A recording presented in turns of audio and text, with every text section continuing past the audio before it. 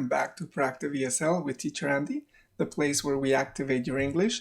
Today we're going to be looking at a specific skill. The skill is pronunciation. We're going to make your pronunciation proactive, so it's proactive pronunciation. Remember, we're going to be looking at some basic tips to improve your English pronunciation. And just remember here, Proactive ESL with Teacher Andy is a place where we try to activate your English. Today, we're going to be looking at a skill. We're not going to be looking at grammar. We're not going to be looking at a function or a topic. We're going to focus on the skill. The skill is, of course, pronunciation. And as you know, the skill of pronunciation is very important in the case of English. People have a lot of pressure from outside and from inside themselves in terms of making their pronunciation better. Sometimes people tell them that their pronunciation is not the best, so people have the pressure to try to improve it. Of course, we all want to improve our pronunciation in English. Of course, we want to improve our pronunciation in all the languages that we learn, but the idea is that we don't know how to make it better. If we understand how pronunciation works in English, you will have some tools in order to be able to make your pronunciation better. This specific presentation and this specific class is trying to show you some of the more basic tools that you can use in order first to understand how English pronunciation works, and because you understand the why, how it works, then you will also be able to improve it by doing some specific exercises, and those exercises we're going to practice today in the session, okay? Today in the class, we're going to be going step by step, and we're going to be looking at different sounds in English. We're going to look at these sounds over here, and this one over here, and this one over here, and this one over here. Now, usually we look at many sounds, but when you do the whole lesson today, you will understand why some sounds are much more important and much more relevant for your pronunciation. This way, you don't have to understand all the sounds in English, but the most important ones. And by understanding them, for sure, you can make your pronunciation much better. The situation with pronunciation is this. Everybody knows that if we want to make your pronunciation better, right? If you want to speak using very good pronunciation, then sometimes because you're thinking about how to pronounce a specific word, then you don't speak. Your fluency goes down, right?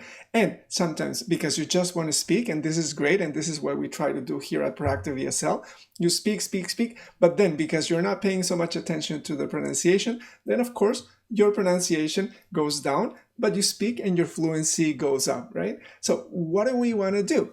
Here at Proactive ESL, and Teacher Andy really believes that the most important thing for you is to speak. If the pronunciation is perfect or not, that is not the most important thing. We need students today in this English-speaking world to be able to speak and to lose the fear of trying to speak. So, of course, fluency for me is number one. Remember, we looked at the video for communication before in our previous lesson. So take a look at it and you look at how important communication is. But because this lesson is specifically for pronunciation, of course, we have to focus on pronunciation. But the cool thing about this video is that you will understand how pronunciation and fluency in English especially are completely connected. The more you understand the sounds, and there's one very special sound in English called the SCHWA. I'm sure you haven't heard of it before. You're going to hear about it in this lesson for quite a bit. You'll practice it, and then you will see how by making your pronunciation better, and people usually think of pronunciation in terms of just repeating words. No, in English, the pronunciation and learning the sounds actually makes you better, not only at pronouncing specific individual words, much more importantly, it makes you able to speak sentences that have the intonation that native speakers actually have. So by looking at, for example, the SCHWA, you will gain that ability to do it yourself, okay? This way, we're going to have to find a balance between pronunciation and fluency so that the more your pronunciation improves, the more your fluency improves, and the more you speak, the better the quality of the wording and the pronunciation you use for specific situations, so that you can see some of the problems that people have. We will be looking at some very funny movies. You will look at them and then not be surprised that other people have problems also, not only in learning English, but in general in learning another language. If you know other languages, then you know how tough it is to actually pronounce the other languages, right? I myself have learned other ones, and of course I have had to learn how to pronounce very different sounds. The latest one being Mandarin Chinese. That is really tough. So again, have hope. You can do it. You will improve your pronunciation. I'm going to guide you. I'm going to help you through this video so that you're able to do it and understand especially why. You will have many exercises. And so let's do it. Let's activate your pronunciation. Let's activate your English. Let's go ahead and do it, okay?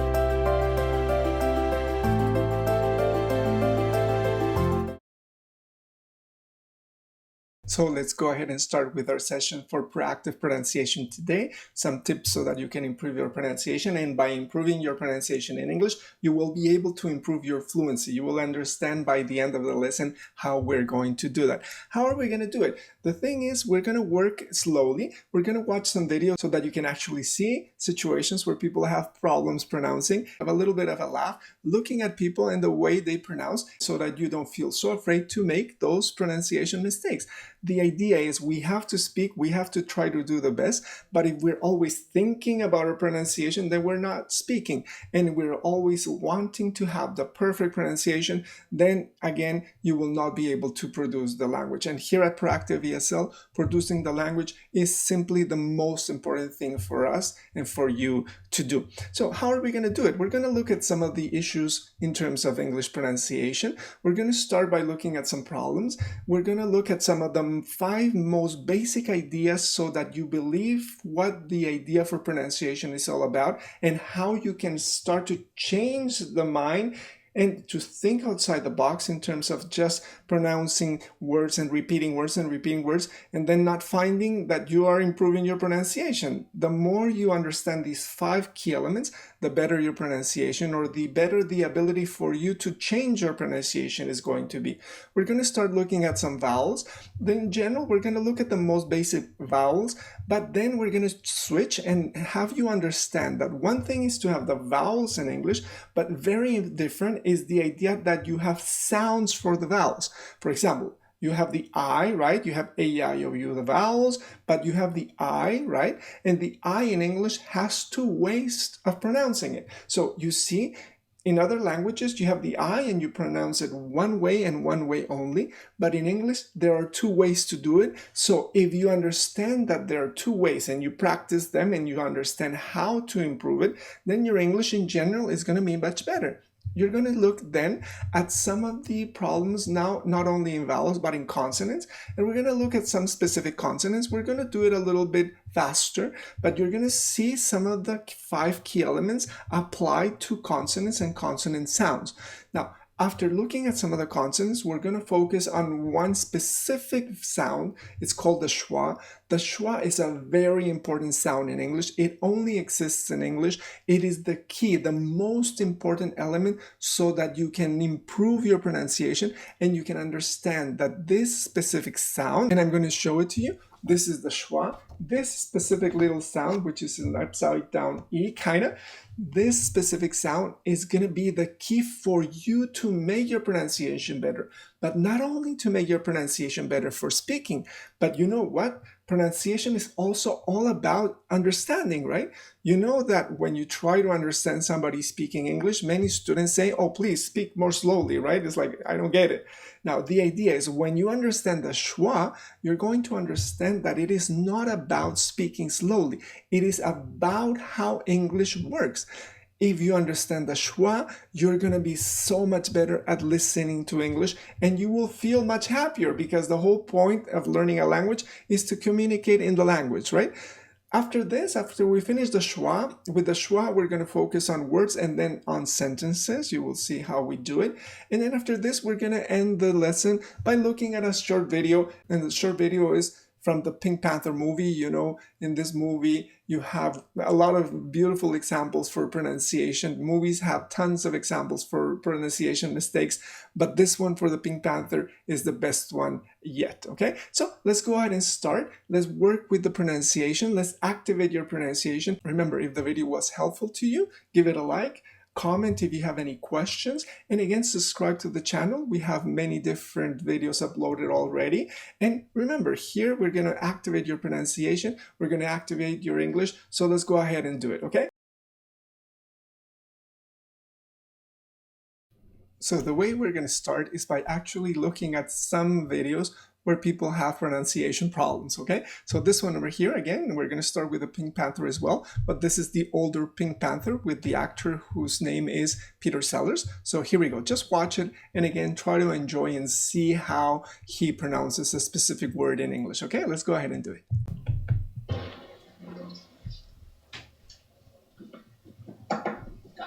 Oui, monsieur. Do you have a room? A room? Huh? You said, do I have a room? I know perfectly well what I said. I said, do you have a room? You mean, do I have a room? That is what I have been saying, you fool. And again, when we look at the movie, right, we know that, again, Peter Sellers here, he is a French investigator, a French detective. And again, when he tries to pronounce the word for room, he pronounces it with the R in French, which is like that.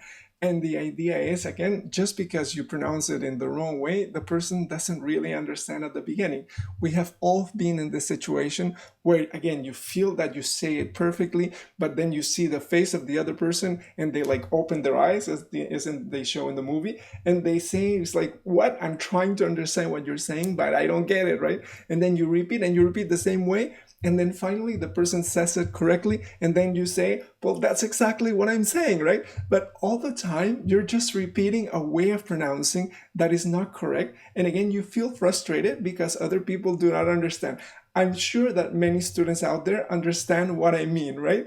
Now, the idea is we're going to look at some of the sounds so that, again, specifically you learn how to do it. In this specific example, the word is room. So we're looking at specifically the sound for the R in English. And the R in English is very different from the R in Spanish or the R in French, for example, okay? So let's go ahead and start. More seriously, though, you have 5 key elements when we look at pronunciation, and I want you to really focus on these before you even do any exercise for pronunciation.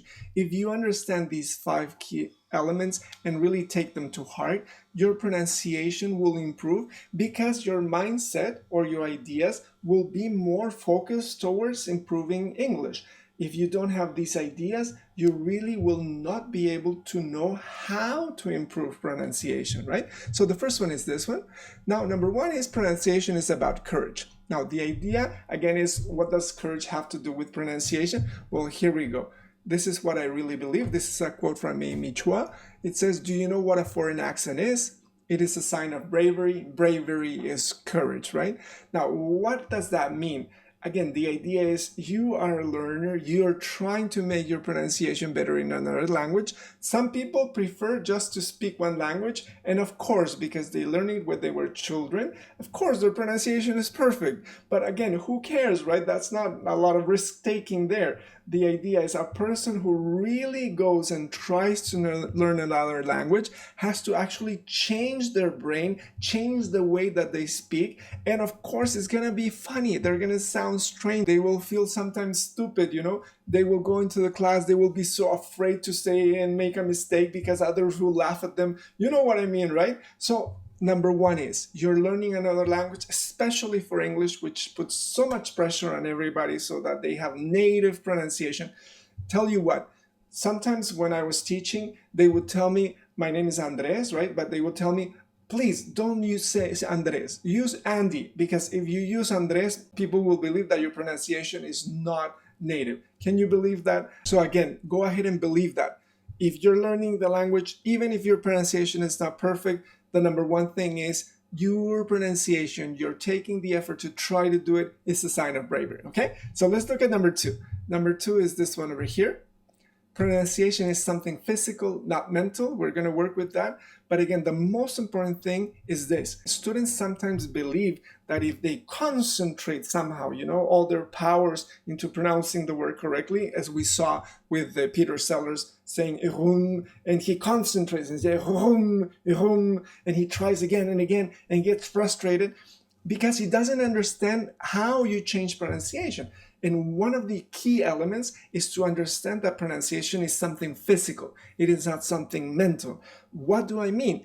I mean that when you learn another language, of course, your first language, Spanish, French, German, Mandarin, Japanese, has always been inside your head and has always used your mouth to speak those specific sounds. But when we try to change it to another language like English, then those sounds don't exist in your first language. You have to start to change your body. You have to try to change the position of your tongue, your lips, your cheeks, and that is tough. It's like going to the gym, and the first times that you go to the gym, it is very difficult to do because the first times you're absolutely exhausted after doing a little bit, but you also know that after doing it more and more, and again, being kind of disciplined with what you do, the exercise becomes part of you, and you actually kind of want to do it and miss it, right? So of course, if you have a teacher that knows about pronunciation, the teacher can help you very much. We're going to do that here in this specific video. But if you're on your own and you don't know how to start working with that, then use your phone. In your phone, you can download specific apps that have all the sounds in English, and you're going to focus on a few sounds. And here I brought an example for you to try to understand. For this one, we're going to do the sound th, which is only in English again, and then you will understand how to do it. Please, I'll give you the link to that app and try to download it so that you always have it with you if you have any questions regarding the different sounds. We're going to use it in the class today a lot.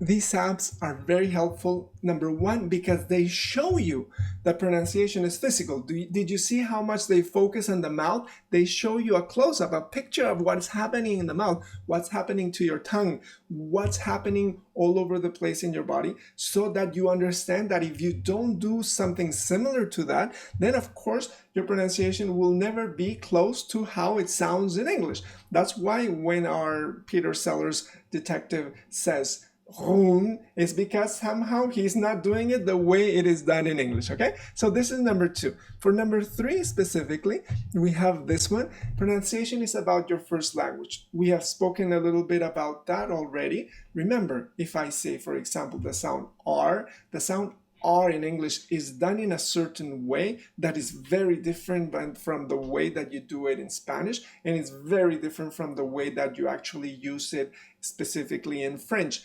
Also, there are some sounds like the sound that I mentioned before. This sound only exists in English, and more importantly, if this sound doesn't exist in your first language, then of course your body, your mouth, your tongue don't know how to do it. They have to be trained like going to the gym, you know what I mean? And there are some sounds that are only in English. For example, the SCHWA, which I mentioned before, and we're going to look at quite a lot. This sound is so important. And you know what? The SCHWA sound is like this. It doesn't do anything. We're going to work with that. So imagine it's a sound, the most popular sound in English, and it goes like this. And the idea is only in English you use it. In other languages, you don't have it. The more you understand the sounds of your first language and how they don't exist in English the same way, the better you are prepared to actually make your English pronunciation better. There are many examples for this third key element, but one of the ones that I like the most is the non-existence of P. There is no P in Arabic. So Arabic students, they have a very difficult time trying to pronounce simple words like people. People for most students is not a difficult word to pronounce, but for Arabic students, it's very difficult because in their first language, P does not exist. You're going to see an example later on. Number four, pronunciation doesn't have to be perfect. Of course, again, as I mentioned before, we want our pronunciation to be better, a little bit better each day, especially if you are an upper intermediate or advanced student. Of course, we want to have better pronunciation, but the whole point is that pronunciation, you build it from the very start. Even if you don't have, but even if you still have a lot of problems with pronunciation, we can work at it But even if you still have a lot of problems with pronunciation, we can work at it no matter the level, because it doesn't have to be perfect. You can focus on some specific sounds, and by focusing on those, your pronunciation will appear to have improved incredibly, right? And then, for example, for this one, you have this video.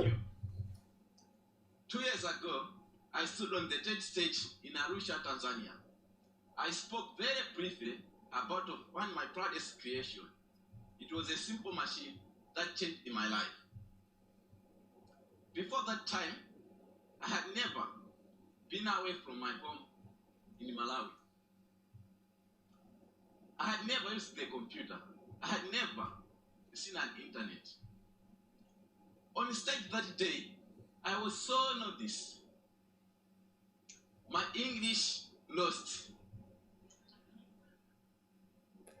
As you can see, his pronunciation is not the best.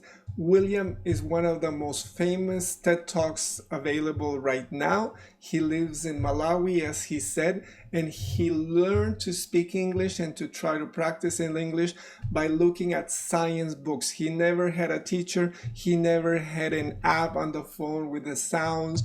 What he did is absolutely amazing. And as he mentioned, the first time that he tried to speak in public, he was so nervous. He wanted to vomit. And again, the idea is he's a courageous man. Remember, number one key point is learning a language, having pronunciation is about courage. And he shows this, right? He's not afraid. And again, he has the pronunciation in such a level that they have to use subtitles, but we do not care. What we care is about William and what he has done. Watch the whole video as a TED Talk, and you will be amazed at what people do when they don't worry so much about pronunciation, but worry more about what ideas they have to share with others, right? And again, finally, number five is this: pronunciation is about understanding a phonetic chart. So remember here,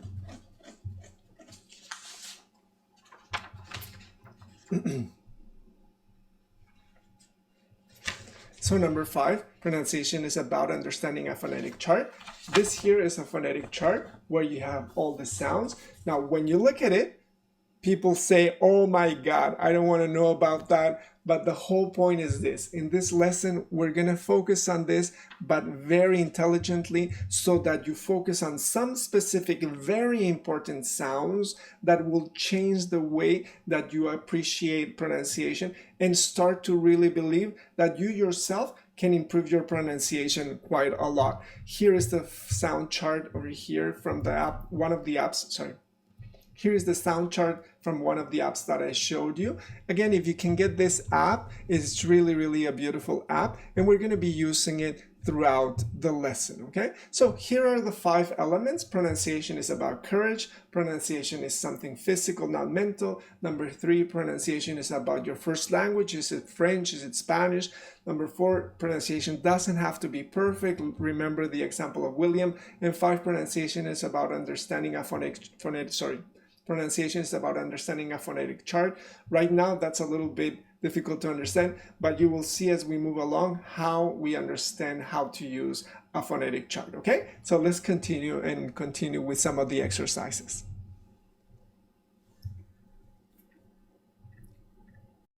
One very important element to understand English pronunciation is to understand that in English you have the written part and then you have the speaking or listening part. You have the written consonants and vowels, and then you have the way that they're pronounced, the sounds. We have in English, these are the vowels, right? A, E, I, O, and U. We have here in the channel a video dedicated only to the alphabet for beginner students. Go check it out. The whole point of that video is to make your pronunciation better, not just simply to repeat A, E, I, O, U all the time. But even if you are a more advanced student or more upper intermediate, I challenge you to try to again say the vowels in different orders. Here you have A, E, I, O, U, but many times if you're intermediate, especially if you change the order, then it gets more difficult, right? E, I, U, O, A, and for example, this one over here, how do you say it? Try to say it without really thinking about it too much. Did you get it correct? And this one over here, A, O, U, E, I, right? Did you get it? And this one over here, how do you say it? Again, see if you got it correctly or not. But the most important thing is this. For the English vowels, again, when we pronounce them, we learn them, right? We learn these ones over here. I'm just going to say this line for you. A, E, I, O, U, U, E, I, A, I, E, O, U, I, O, U, I, E, A, I, E, O, U, A, E, I, A, O, E. Try to repeat it yourself to check and see if your pronunciation is good.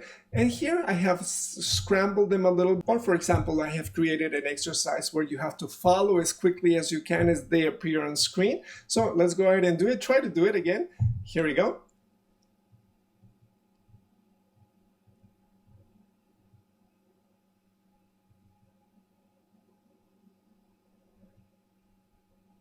Great. How was it? Again, I know for some students it's tough, but again, if you want to really practice just the vowels and just the consonants, and if you're a beginner student, go ahead and do the whole alphabet video and number video. It will help you quite a lot and help you, again, focus on pronunciation. Again, here we have another example where you say all the vowels. But the whole thing is that English works in a very different way. It doesn't matter that I learned A, E, I, O, U for the pronunciation. What we have to understand is how those vowels are pronounced in English, and they have very different pronunciations. So that's what we're going to look at right now.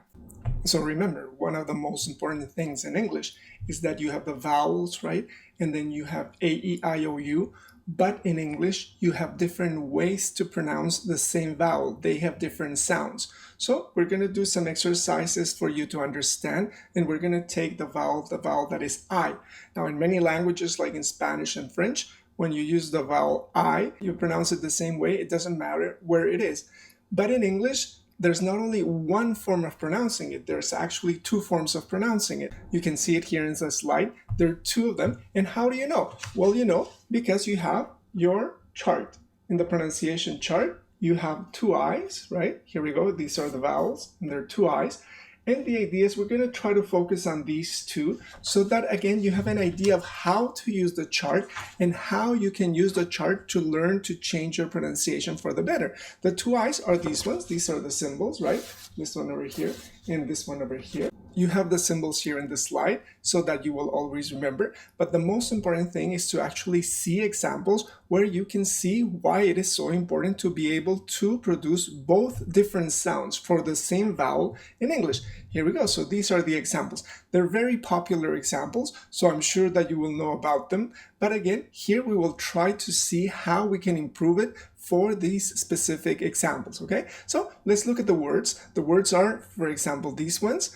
Live, which is one of the pronunciations for the vowel I, but the second one is very different, right? You have live, and then you have leave. You have it, and then you have eat. You have this, and then you have these. You have ship, and then you have cheap. You have chip, and then you have cheap. Then you have will, and then we have wheel, which is the, again, contraction of we will.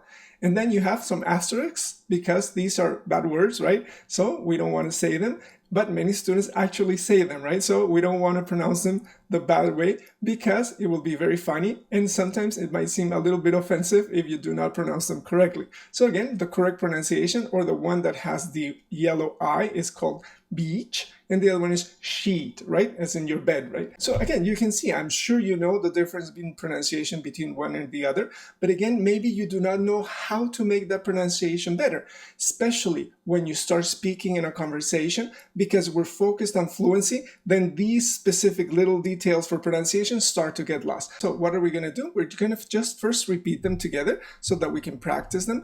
And then we're going to do many exercises with them so that you can have an idea of how to improve the pronunciation of these words. So let's go ahead and do them. Let's do it together. And again, I'm going to say it and you can repeat it after me. Okay, the first one is live. The second one, leave. It, eat. This, these. Ship, sheep. Chip, cheap. Will, wheel. And then, don't pronounce it, but the yellow one is beach and sheet, right? Check and see if you pronounce those words correctly or if it sounded more like the bad word that we, of course, everybody knows, kind of. So first exercise is this one. Try to repeat those words. Try to record the words in the pronunciation app, in the recording app in your phone. And secondly, we have these examples here. One way to actually practice the pronunciation of these sounds is to think about tongue twisters. Tongue twisters are very special because they repeat contrasting sounds that are again like these ones, the yellow I and the red I. And the idea is it's tough for students to try to say them. For example, number one, I'm going to say it for you. In this one, I actually wrote it, and then as you can see, I highlighted in yellow or in red, depending if it's the yellow I or the red I. So I'm just going to pronounce it one time, and I want you to try to pronounce it as well, okay? So the first one is like this. Pip and Pete shipped the sheep ships cheaply. Okay, I'm going to say it one more time. Pip and Pete shipped the sheep ships cheaply. Okay, try to do it. How was it? Again, do you see the difference? Okay, we're gonna see how to make it so that you can see the difference. And then number two is this one. Does Jim still stream Jill's jeans? I'm gonna say it one more time. Does Jim still stream Jill's jeans? The idea for these examples here is that, again, we can see the words many times, like the example of Peter Sellers in Pink Panther. We can hear it and we try to say it, and we really think that we're saying it the way that it is in English. But again, remember, what is the problem? These sounds do not exist in Spanish. They do not exist in French. So of course, the sound that doesn't exist, for example, leave, eat, these, will sound like the other sound because, again, it will be live, eat, these. You can slowly start to learn the second sound so that your English improves in terms of pronunciation. Don't worry about it. We're going to do tons of exercises for this specific vowel sign. But again, I just want you to remember, you can always look at the app that you downloaded, and there you will find examples and you will find the sounds. I want you to feel comfortable using the pronunciation chart. Don't think about it, all the vowel sounds, all the consonants, because it's too much. But again, we're going to focus on a few of them so that you get better in terms of these ones that are very popular in terms of pronunciation mistakes. But again, you also feel that you can be independent, and by using the pronunciation chart, you can learn on your own. Many times you don't need a teacher. What you need is some guidance, some ideas, so that you can learn English or any other language on your own, okay? Especially today, there's so many apps to learn languages. Go ahead and do it. Of course, I can repeat the pronunciation very well because I know English, right? And I've taught English for many years, so I know that this is a problem. But what can you do as a student, and how can you participate actively, proactively, so that you can improve your pronunciation? That's what we're going to be doing in this lesson as we move along. Right now, we're going to do it for the vowels. Remember, in English, there are two I's in the terms of pronunciation. You write it one way, but you pronounce it in two different ways. So remember, we saw 5 key elements to try to make your pronunciation better. And one was this one.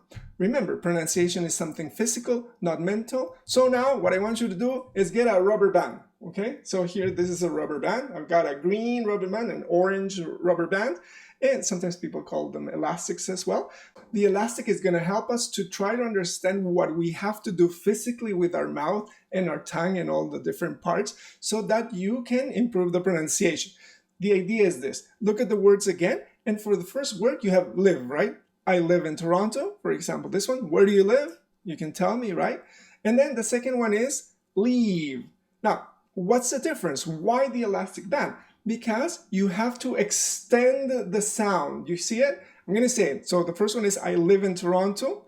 And the second one is I leave at 8 o'clock to work. I leave at 8 o'clock to work. You see how it's extended? In the sound chart, this extension, you have these 2 dots. That means that it is extended. There are other vowels that are extended as well. But for you to always remember, it is not something mental. It's not whether you think about it or not. It's just the idea that for the second one, you extend and you say leave. Okay? So what I want you to do really is when you pronounce them, try to follow the extension of the elastic and say it, continue it. So I have live, I live in Toronto, and then I leave at 8 o'clock to work, right? Now, the second one, we're going to do the same thing. The second one is it. But then, again, for lunch, you eat, eat. When it's it, you stop. The other one is eat. Let's go ahead and do the other ones. This, these, ship, sheep, chip, cheap, will, wheel. And then the bad ones, but the good ones is, for example, if you want to take some sun, you go to the beach, right? And then in your bed, you have your sheet. You see, when you use the elastic, something very physical, you start to understand that because the sound does not exist in your language, then it is difficult to produce. But if you understand that by changing physically you produce it, then the idea is slowly you will make it much better. Also, besides the elastic, you also have to understand that when you look at the person, you can actually see what's the difference in the pronunciation. For example, if I say I live in Toronto, you see that my mouth and the tongue, everything is very relaxed. I live in Toronto. But when I say I leave at 8 o'clock in the morning, you can see my cheeks go back. I leave at 8 o'clock in the morning. I leave. You can actually see them going back. And the idea is, again, because in your language, this does not exist. Usually when you say live, ship, cheap, the same thing.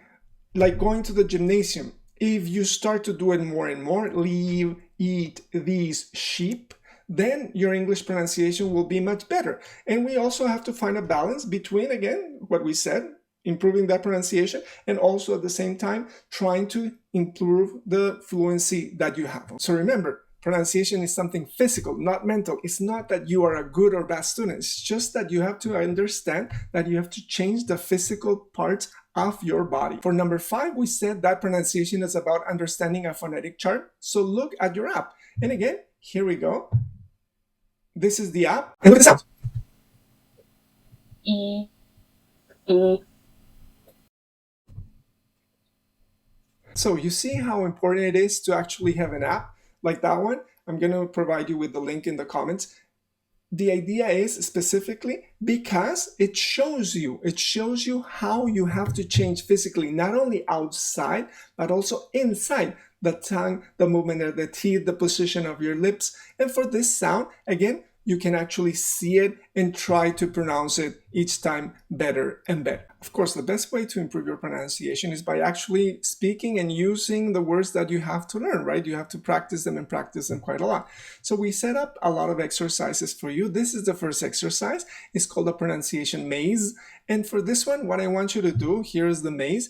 What I want you to do is I want you to follow the long I, the one that has an elastic, right, for the pronunciation. Here you have, it starts with T, right? As you can see, T uses the long I. So you say T, T. Remember, not only long as in T, but also changing physically, right? Your cheeks to the back. T, T. If you want to follow the maze, then the second one that has the same pronunciation is these, right? So what I want you to do is I want you to follow the maze and try to follow, take a screenshot if you want, follow all the I's that are long and in which your cheeks go back, okay? So it would be T, these, then meat, right?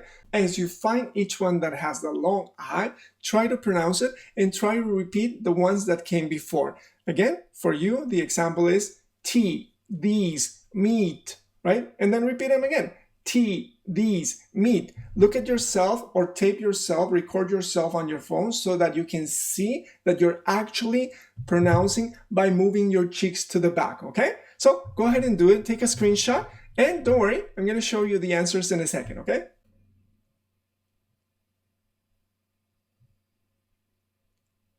So how was it? Was it easy? Was it difficult for you? Are you getting a little bit tired on your cheeks, right? It's difficult. It's like going to the gym. But here you have the answers. And again, try to do it once again if you didn't get it right.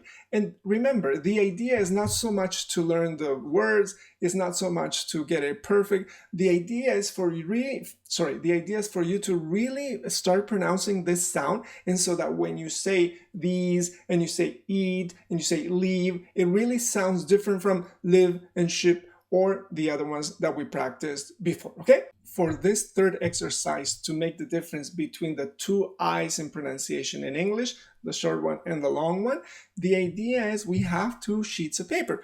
I want you to try to do this exercise with a relative or somebody that you know, you can Skype them, send them a screenshot, or make them watch the video itself, and then you can practice together. What we have here is a grid. We have different boxes, and each one of you has a word, and of course one of the words has one of the eyes and the other one has the other eye. What I want you to do together is I want you to pronounce your word. Say, for example, can you tell me what is A1 or B1 or C1? Pronounce it for the person, and the other person has to write what they hear when you pronounce it, right? So for example, if I say B1, I have sneakers, and remember, sneakers is one of the words in English where you have the elastic going all the way, right? Sneakers, right? Again, the idea is for you to try to hear the sound, because it's not only about saying the sound, it's about being able to understand the sound when somebody produces it. This is the second box for the student B, and there you of course have the different words, so that again, do it together. Don't show your own sheet of paper to the other person, but again, try only to listen, and by doing it, you will be able to identify if you are understanding the long I or the short I correctly, okay? Now, try to do it with somebody, and if you can't find a partner, just do it on your own and try to do the best that you can. So I hope now you understand a little bit more how a pronunciation chart works in terms of the vowels. But of course, in English, we also have consonants, and the same situations happen in terms of pronunciation. The thing is that, especially for consonants, many of them affect some people, but they do not affect other people. We're going to do some examples for you to understand. Again, if you look at your pronunciation chart, you have all the different consonants. The consonants are right over here, the yellow part. As you can see, there are many of them. Again, we try to focus on a few of them so that it is not too tough for you. But again, I want you to get accustomed to looking at these, and again, not feeling very afraid of really trying to say, okay, I can do it, and I can understand how English works. Now, for these two, remember, for the consonants, we have what we learned in the 5 key points, that it really depends on your first language. For some people, these consonants are easy. For some, they're very, very difficult. Okay, so the first group is B and V. And the idea is for Spanish speakers, this is really, really tough. And again, we usually look at words that are called minimal pairs. They sound, again, they look the same, but they sound very differently, and students have a difficult time pronouncing them. So here we go. First thing we're going to do is we're going to do them together. I'm going to say it one time, and you can repeat it. Berry, very. Boat, vote. Ban, van. Best, vest. Or some words, it doesn't have to be a match. Vacation, value, verb, video. Now, not only for Spanish speakers, but other students as well, many times these two sound exactly the same way, right? So again, what do we have to do to improve the pronunciation? Number one is to understand. First, relax a little bit about it. It's not in your first language, so of course you cannot produce it, so don't worry about it. We're going to learn how to do it. And number two, remember, it is something physical. Pronunciation is not mental, it's not concentration, but it is changing the way that your mouth moves. And because these sounds don't exist in your language, of course, your mouth doesn't know what to do. You gotta tell it. And then when you tell it and you practice it, it becomes much easier. Now, for this specific sound, again, what I want you to do is I want you to look at Teacher Andy and how he pronounces it. One is berry. If you look at my lips, they're close to each other. Berry, berry, or boat, or ban, the red color B, right? But for the other ones, look at the difference. I say very, vote, van, vest, vacation, value, verb, video. Do you see how my teeth always come out? And my teeth kind of touch the lower lip? I will repeat it for you one time. It's very, vote, van. Now, the idea is, of course, here in the video, we can do it together. But remember, you always have the app. And in the app, you can check and see, because you have videos of people actually producing the sound, and you will be able to see how they pronounce it, right? Now, what I want you to do is for this one, here you have a group trying to combine both of the consonants, and I want you to try to say it, especially if it's a problem for you. Maybe for somebody watching the video, this is very easy. They can say very, very easily, right? But for some, no. If it's very easy, again, go ahead. Fast forward, go to the next section until you find something that is tougher for you to do. I'm going to say it one time, and it's like this. V, B, V, V, B. And here we have a long list. Again, if you're a person that has difficulty saying these ones, I'm going to say it one time for you, and then you try to do it on your own. And again, remember, what do I have to check? I've got to check that I am changing physically. How do I change physically? Because my teeth have to touch my lip, and I have to go V, V, V. Not B, B, B, but V. I'm going to say the whole white line at the bottom for you one time. You try to do it at home as well. V, B, V, B, V, B, V, V, B, B, V, B, V, B, V, V, V, B, V, B, V, B, B, V, V, V, B, V, B, V, B. I know, it's tough. The idea is the more you do it, the easier it's going to be. And remember, we always look at the phonetic chart for your app, and then you will find examples, and you can always make sure that from all the sound charts, you know some sounds really well. You really know how to pronounce them. And again, not only for the sound chart, but for in general your English, you feel proud that your pronunciation and your fluency are together becoming so much better, okay? Now, if the V sound is easy for you to produce, then there's no problem, because there are some sounds in other languages that are very difficult for students to produce. Here, I'm just going to give you some examples.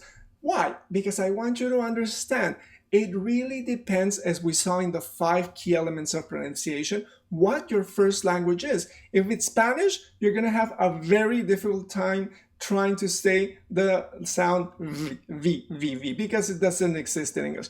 But there are other ones. For example, here we have 3. One is R, one is P, and the other one is the W. Now, for these, specifically the sounds, because they're different in English, of course, students try to say them, and of course, it is very difficult for them to do it. Now, what I'm going to do is this. I'm going to give you some examples of words so that you can understand what I mean. And the first one is divided by colors. So the yellow one is the R sound. Remember, we're talking about the sound, and the sound is R, R. Then these ones are red, car, word, world, literally, and rarely. Okay. Now, for many students, especially Japanese students, because in Japanese you don't have an R, then of course, if you don't have that sound, it's going to be very difficult to actually say that sound. How can you train or teach your body to try to say something that you have never done before? Also, because some speakers, for example, Spanish speakers, produce the R in a very different way, or the French produce the R in a very different way, when they say these words, they sound very funny. Now, for example, what's the difference between all of these? Now, when I say when I say the R in English, the most important thing is, if you look at me, we did before the V, but if I say the R, you cannot see any change, right? Because it's something, it's inside. So what I have to do is I have to tell you what to do physically, right? When I tell you what to do physically, you've got to do it, because I cannot see. You cannot use the phone to capture a video or a photograph, because you have to do it internally. Now, the idea is this. You have your tongue, right? The tongue. And then in English, the key element for pronouncing the R correctly is that the tongue folds like this, okay? You go and you fold it like that, and then you can pronounce it. Now, here I can say red. You gotta feel the tongue folding, red, red. Or I can say car, car. Or I can say word, word. Or I can say world, world, which is very difficult for many students. Or I can say literally, literally, literally. Or finally, rarely. And then when you say rarely, you have to feel the tongue folding 2 times, twice. Rarely, rarely. Again, not easy to do. But again, it's not about you. It's not about you concentrating. It's just that the R in English goes like that, but in other languages, it doesn't. So, for example, in English, I say car, car, right? Car. But in Spanish, I say carro, carro. You know, and many people have a fun time trying to say the R in Spanish, because when you say the R in Spanish, you go like this. When people say car, they say car, car. But again, in English, we say car, not car, or red, the red color. The red color is very Spanish, right? Again, it doesn't matter if people understand, it's okay, right? But if we want to improve our pronunciation, then we say red, red, the red car, the red car, right? Again, my Japanese students, I know you know that it is tough to produce these sounds. Try to do it at home, try to practice. Remember, it's not about you, it's about your first language, and it's about the physical problem trying to pronounce it. Finally, French students, again, like we saw in the example for the Pink Panther and Peter Sellers, you remember, right? He says rum, rum, rum, because in French, the R is right here, right in the throat, is rum, rum, but it sounds very funny, and it sounds so funny that the person is like shocked at the beginning, says, what are you trying to say? And the idea is because the R in French is here, rum, rum. In Spanish is rum, rum, rum, and again in English is room, car, red. So what you have to do is you have to train your body to try to do it the English way. What's the English way? Just easy. The tongue goes to the back, okay? Car, red, room, not room or not room, room. Of course, when you try to learn French, it's very difficult for people to try to say the R in French, right? Again, when an English speaker speaks French here in Canada, remember we are a bilingual country. When English speakers of Canada try to speak French, very funny, very funny. It sounds, again, the same way that you feel when, again, you try to hear a French person speaking English. Another example that we mentioned before was the use of the P, because in Arabic students do not have the P, so of course when they try to say the words in red, for example, people, population, pineapple, proposal, or pepper, which have many P's. Now for you maybe it's very easy because you don't speak Arabic, but if you speak Arabic, there's no P in your language, so you have to try to approximate, use some sound to make it similar to the one that sounds in English. And what happens is that the closest in Arabic to that sound P is the sound B. So many people that speak Arabic will say bibble, bibble. Instead of people, they will say bibble. Instead of population, they will say bubulation, pineapple, proposal. The idea is, how do you change it? First, you know, again, in Arabic, you don't have a P, so you understand, you relax a little bit. And then second, you try to see how you pronounce this sound physically in terms of English.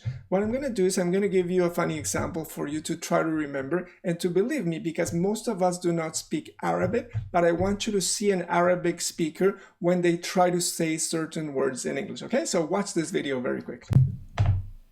Habibti, of course. Hey, man. 1 second, Habibi. It's Ayman. Oops, sorry. I just came here to ask you if you were interested in coming to my party on Saturday. Yes, I can come to party. I'm sorry, what? Party. I come to party. You mean party? Yes, I said party. Okay, so anyways, you know where I live, right? Yes, Habibi. Is there anywhere to park my car? Park your car? Yes, park. Beep, beep, beep. Park. So again, you see how difficult it is. Maybe for you, it's very easy to say party, very easy for you to say park. But when they try to say it, oh my God, it sounds like you never believe it.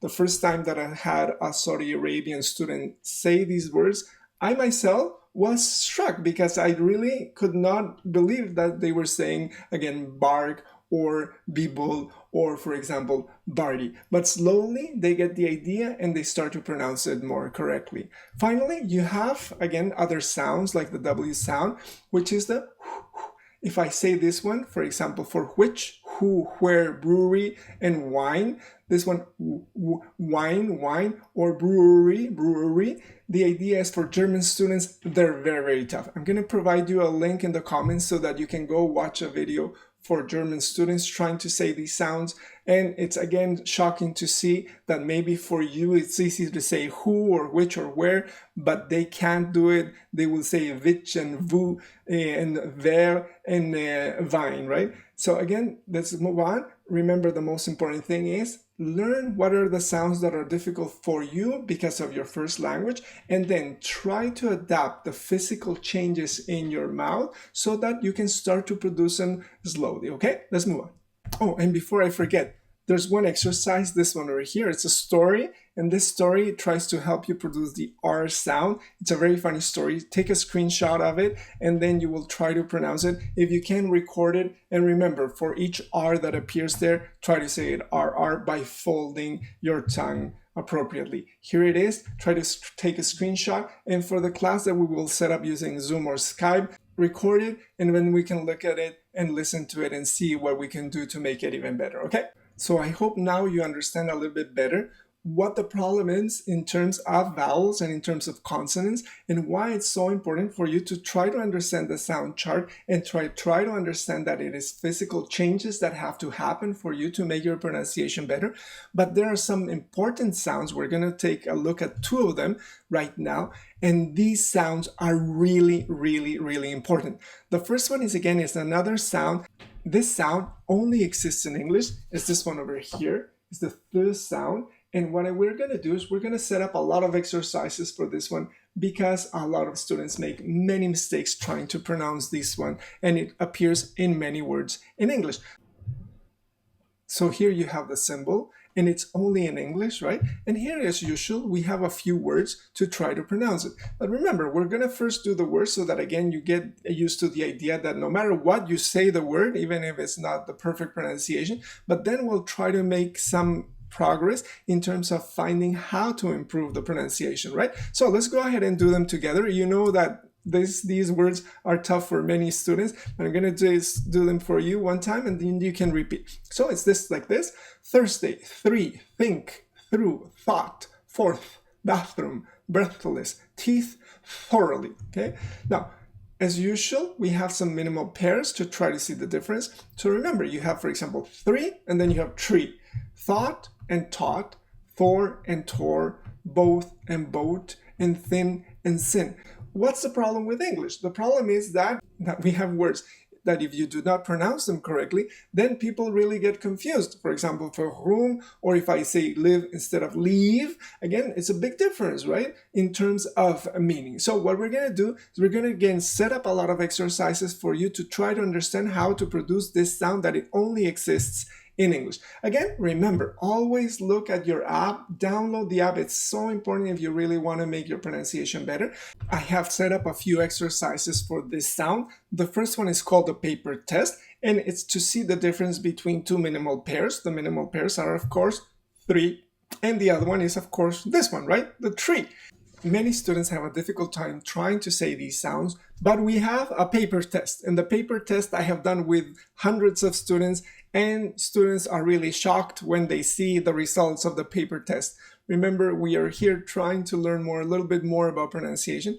And the most important thing is that pronunciation is physical. It is not mental. It is not that you're a bad student. It's that you have to change the way that you move your body, your tongue, and your teeth, position them inside in a place.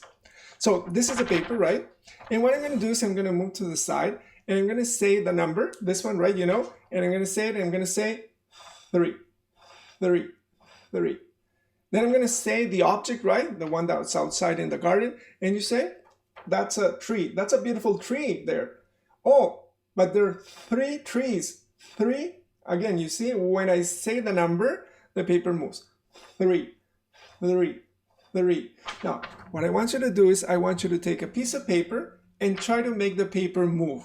Now, many students, or let's say 90% of students, cannot make the paper move, okay? So if you can move the paper, good for you, right? But if not, I'll show you, because remember, pronunciation, is that mental? No. Is it your concentration? No. It's something that is physical. So we gotta do 2 things to pronounce this sound. Number 1 is we need air to come out, okay? So I say 3, 3. And the way that the air comes out is because also your tongue has to come out as well. Now, for many cultures, the tongue outside is not very polite, but if you want to learn English, try to do it the best that you can slowly, and look at yourself on your phone, record yourself for this one, is very important, and see if you see the tongue in the air. So look at teacher Andy. I say, I have the piece of paper and I go 3, 3. You see my tongue? 3, 3, 3. So first thing, tongue out, then air, 3. And when I'm saying the number, I go back inside.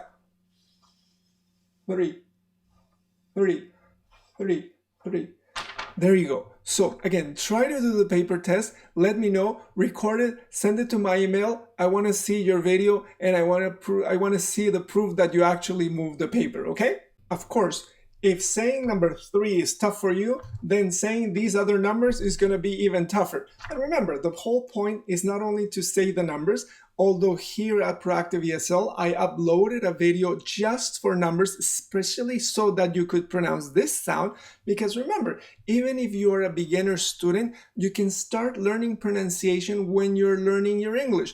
If you learn the 3, but no teacher corrects you or tells you how to pronounce it, then the problem is not with number 3. The problem is that you cannot say birthday, think, thought. You see, for each word, think, thought, thoroughly, all the time the paper moves. So again, even if you're a beginner, the idea is to change the way that you learn English so that you can be more proactive when you learn it, right? So what we're gonna do is I want you to do the paper test, but of course with more difficult numbers. I'm gonna do it one time for you, but you can do it at home and try to do larger and larger numbers. Ready? Here we go. This is 3, 30, 33, 300, 333. You see how? 333. The paper doesn't even have time to come back because I'm saying it all the time. Now imagine if I say in the thousands, add another 3. So you go like this, 3,333. Because you have 1,000, it also has that sound. So you have 3,333. All the time the paper moving. Go ahead, try to do it. You will always remember number 3. You will always remember the paper test. And the paper test also works for other sounds, but we cannot do them today, okay? The best way, again, to practice your pronunciation is by actually doing it. Feeling that you shouldn't be afraid, try to do it. Remember, you're on your own, nobody's watching you. So go ahead and try to do it. Practice it. Practice in front of a mirror. Practice with your phone so that you can look at yourself with a selfie, right? And then you will see whether the tongue is out, and with your hand, feel the air. There has to be the tongue out and there has to be air coming out, okay? There's no other way. There's no air, there's no way, because pronunciation is physical. It's not mental. It's not in your head. Those two things that are physical, they can actually make the sound appear. If you don't have those two physical things, no matter how much concentration, no matter how much you think about it, it won't happen. That's very liberating because it's not your fault. You know, the idea is it's English fault, not English fault. What I mean is that your first language has some physical movements. The other one has other physical movements, okay? So one of the best ways, of course, is to actually, again, repeat tongue twisters. We saw one before with the 2 I's, but here we have a lot of tongue twisters with the TH, okay? So I'm gonna say the first one. All of them have 4 or 5 sounds, and the first one is like this. Thor is the mythical Gothic god of thunder.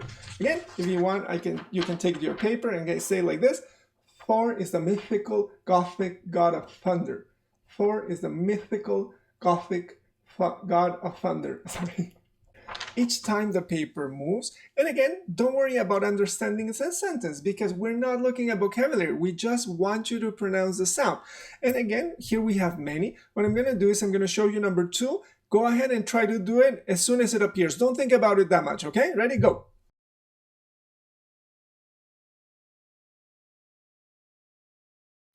Tough, eh? Again, don't worry about the vocabulary. You don't have to understand the sentence. Do you know what I mean? Just say the words. But the important thing is say that sound correctly. Just say it. Thieves, thankless, thugs, wrath. These 4 are the ones, right? For number 3, go ahead and do it. I'm going to repeat that one for you one time. Nothing is worth thousands of deaths. Nothing is worth thousands of deaths. Now, you don't need the paper anymore because you can look at me and you can see that I'm doing physically what you have to do in English, right? Nothing is worth thousands of deaths. Okay?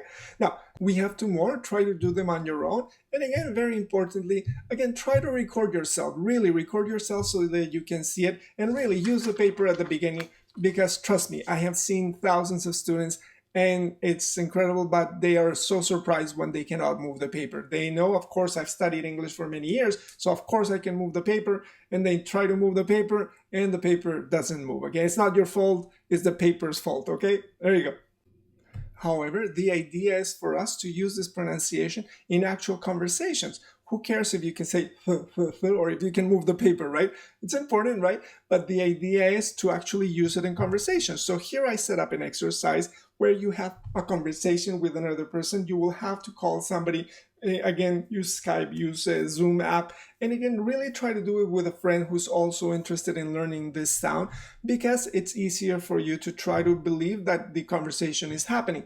If you can't do it with somebody else, again, go ahead and do it on your own. Read the question and answer it yourself. So there are two sets of questions. One is for student A and one is for student B. And of course, each question has one use of the sound th. For example, number one is, what's the opposite of north? So you have north. What's the opposite of north? Again, you have to use the answer, and in the answer you use a word with the th sound, which is south. So you have north, and then you have south, right? North Pole, South Pole.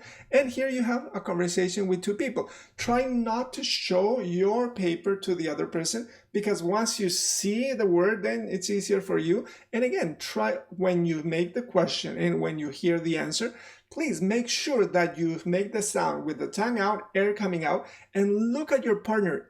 Is the person's tongue coming out? Is air coming out? Again, I know right now because of COVID-19, this is not the best sound to practice, but I want you to do it specifically over the web, right? Use a cam, use the app. And again, the idea is we are trying to learn as much as we can under very difficult situations.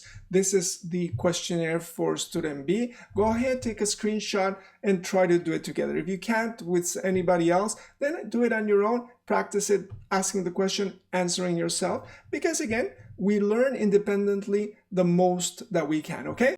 Finally, for this sound, for the th sound that we have practiced quite a bit, we have, as usual, one video. Because the best way to actually relax about pronunciation is when you see somebody else trying to pronounce the sound. And you know, when you're in English class, this is amazing. And I love being an English teacher because of that. Because we have to be not afraid of making mistakes. We have to try to relax a little bit and enjoy. It's not about making you feel bad with your pronunciation. It's just that together we learn a language, and together we make a community, and we feel that we're learning. And there's nothing more beautiful than that, right?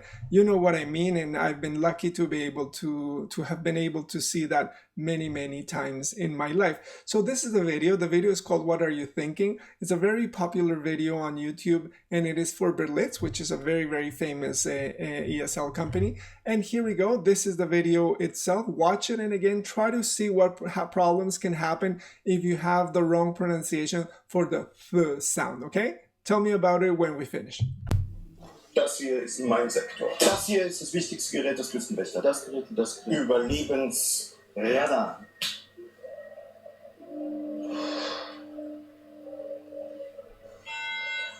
Mayday, mayday. Hello, can you hear us? Can you hear us? Can you... Yeah, over. We are thinking. We are thinking. Hello? This is the German Coast Guard. We're thinking. We're thinking. What are you thinking about?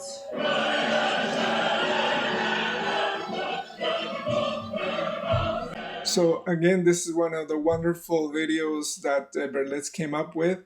And again, just for you to see if you understood, where is the person from? Again, of course, from Germany. And is it easy for the Germans to say the th sound? No, it isn't. And you know what happens when you make the difference between thinking and thinking. Nobody is going to help the people on that boat, okay? So again, remember, we have seen some videos from French, right? The Pink Panther video for Rum. Then we saw some videos for Arabic students when they cannot say party, the party instead of the party. And here we have German students trying to say thinking and sinking, the difficult problem in reality. And again, you see, when you understand that it is not you, but it is just the way that we learn languages, not only English, but other ones. Please remember, Teacher Andy has learned other ones and is trying to learn Chinese Mandarin. That's really tough. And the idea is, the more you understand this, the more you relax you are, the more you enjoy it. And if you enjoy it, for sure, not only will your pronunciation be better, but you will be able to speak so much more, right? This is the whole point here at Proactive ESL. Let's move on to a very important sound in English.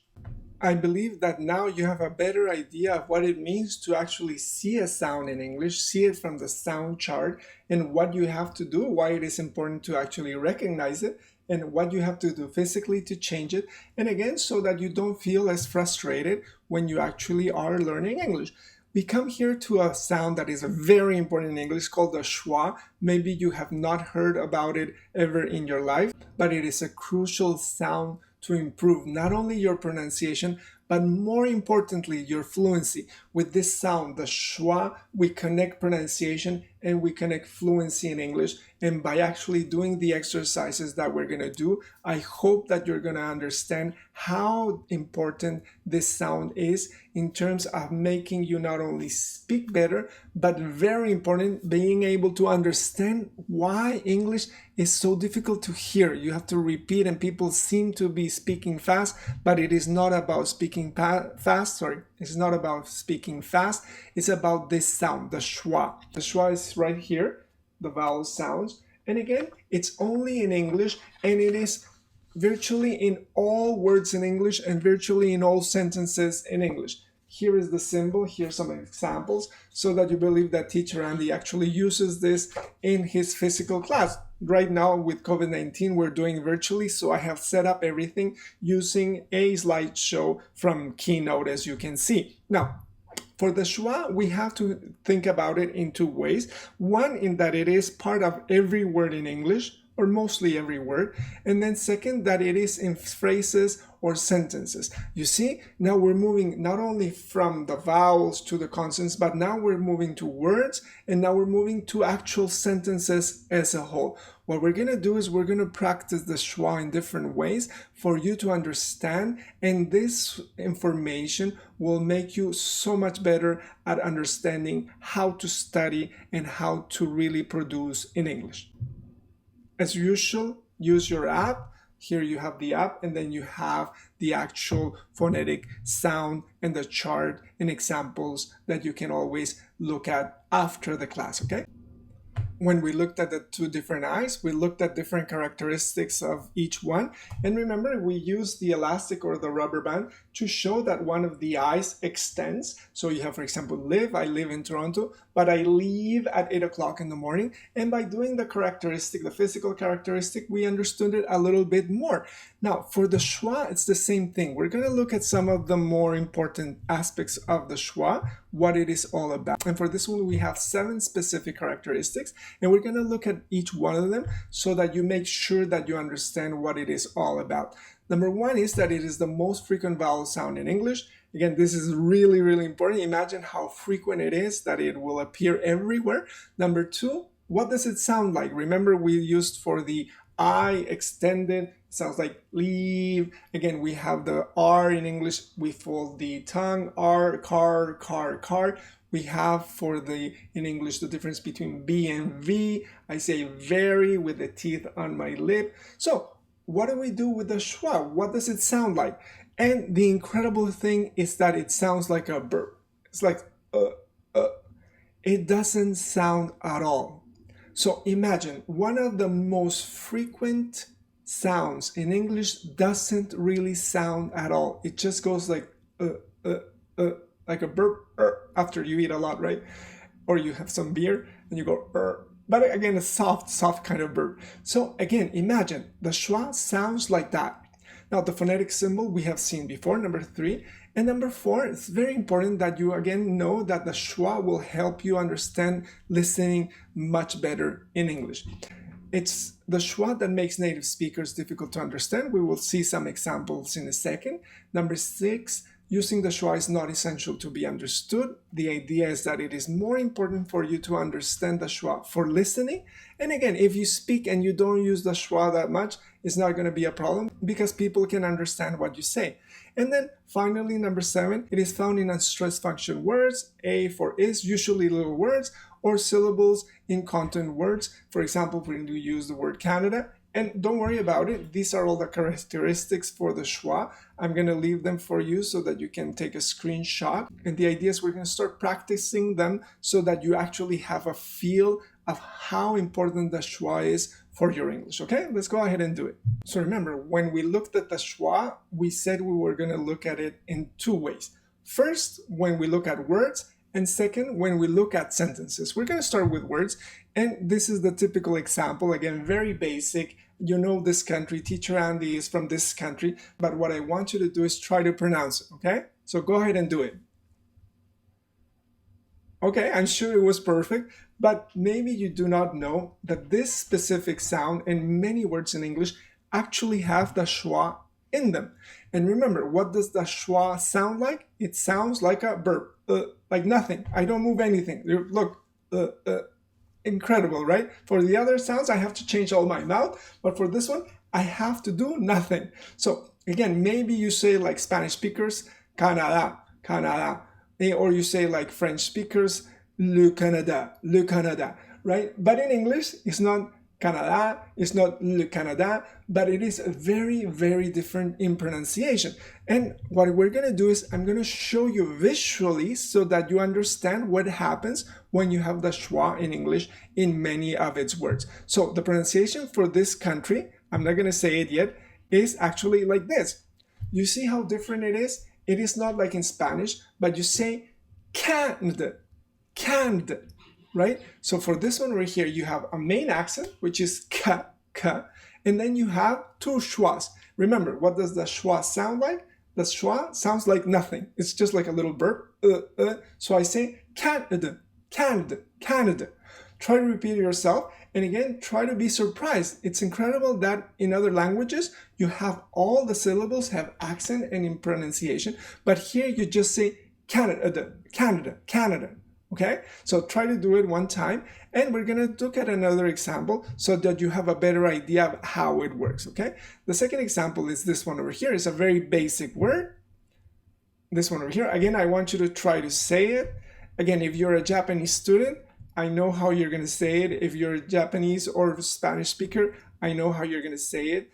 But the idea is when you say it as a Spanish speaker or as a Japanese speaker, it's not going to sound as it does in English. Why? Because this sound or this word has to have a schwa.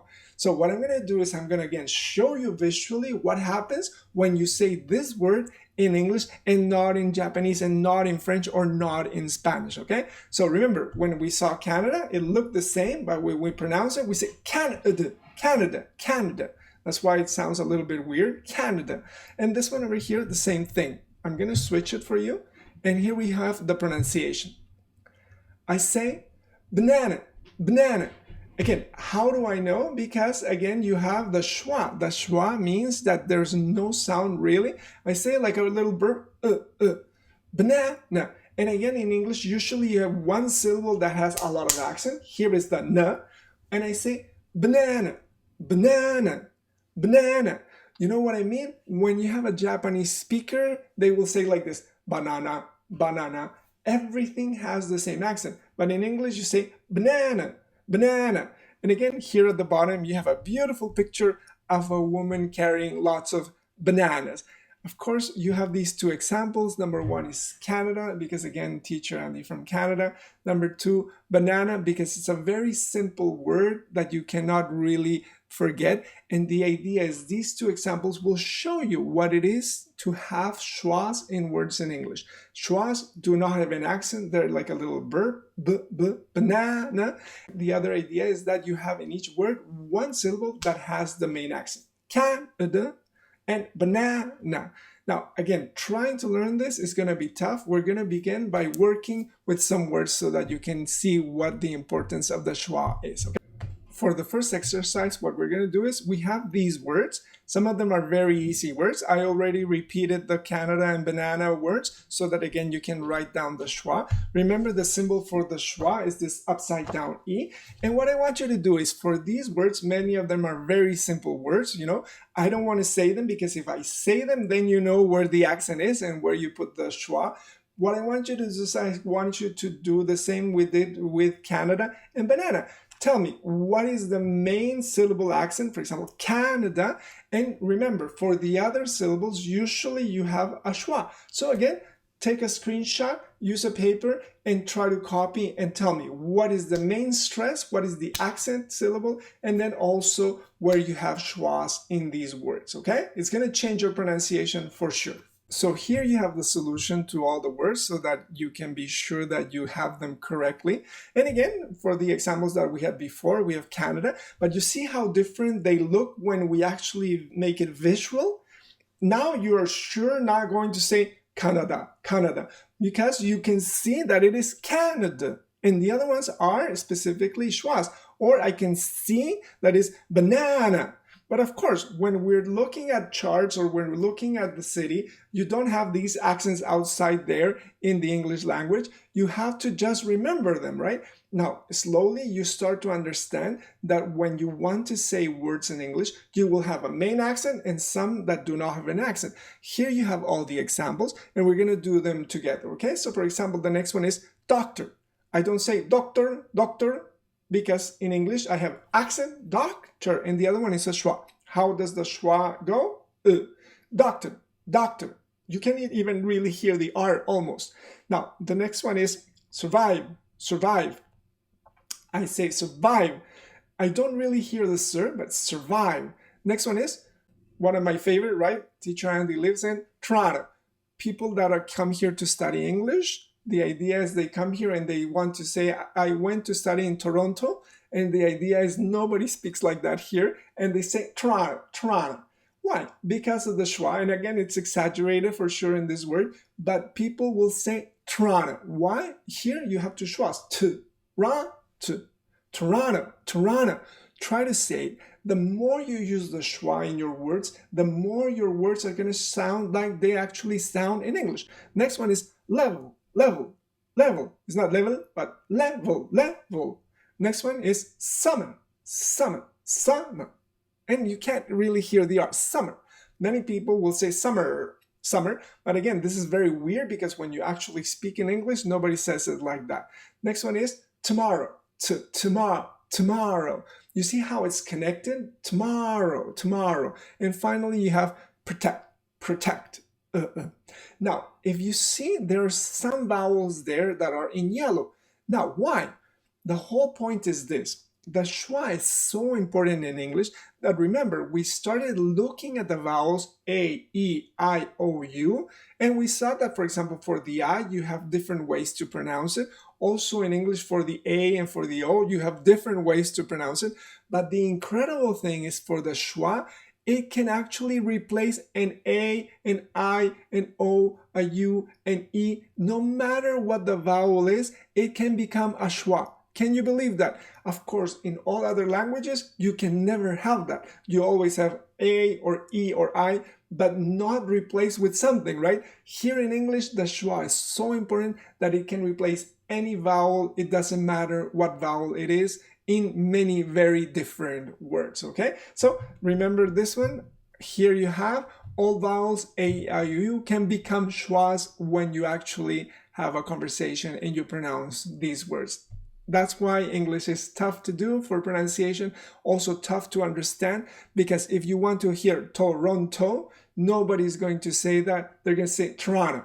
If you want to hear Canada, nobody says that. Say Canada. It's what? Sorry, what? Canada. Toronto. What?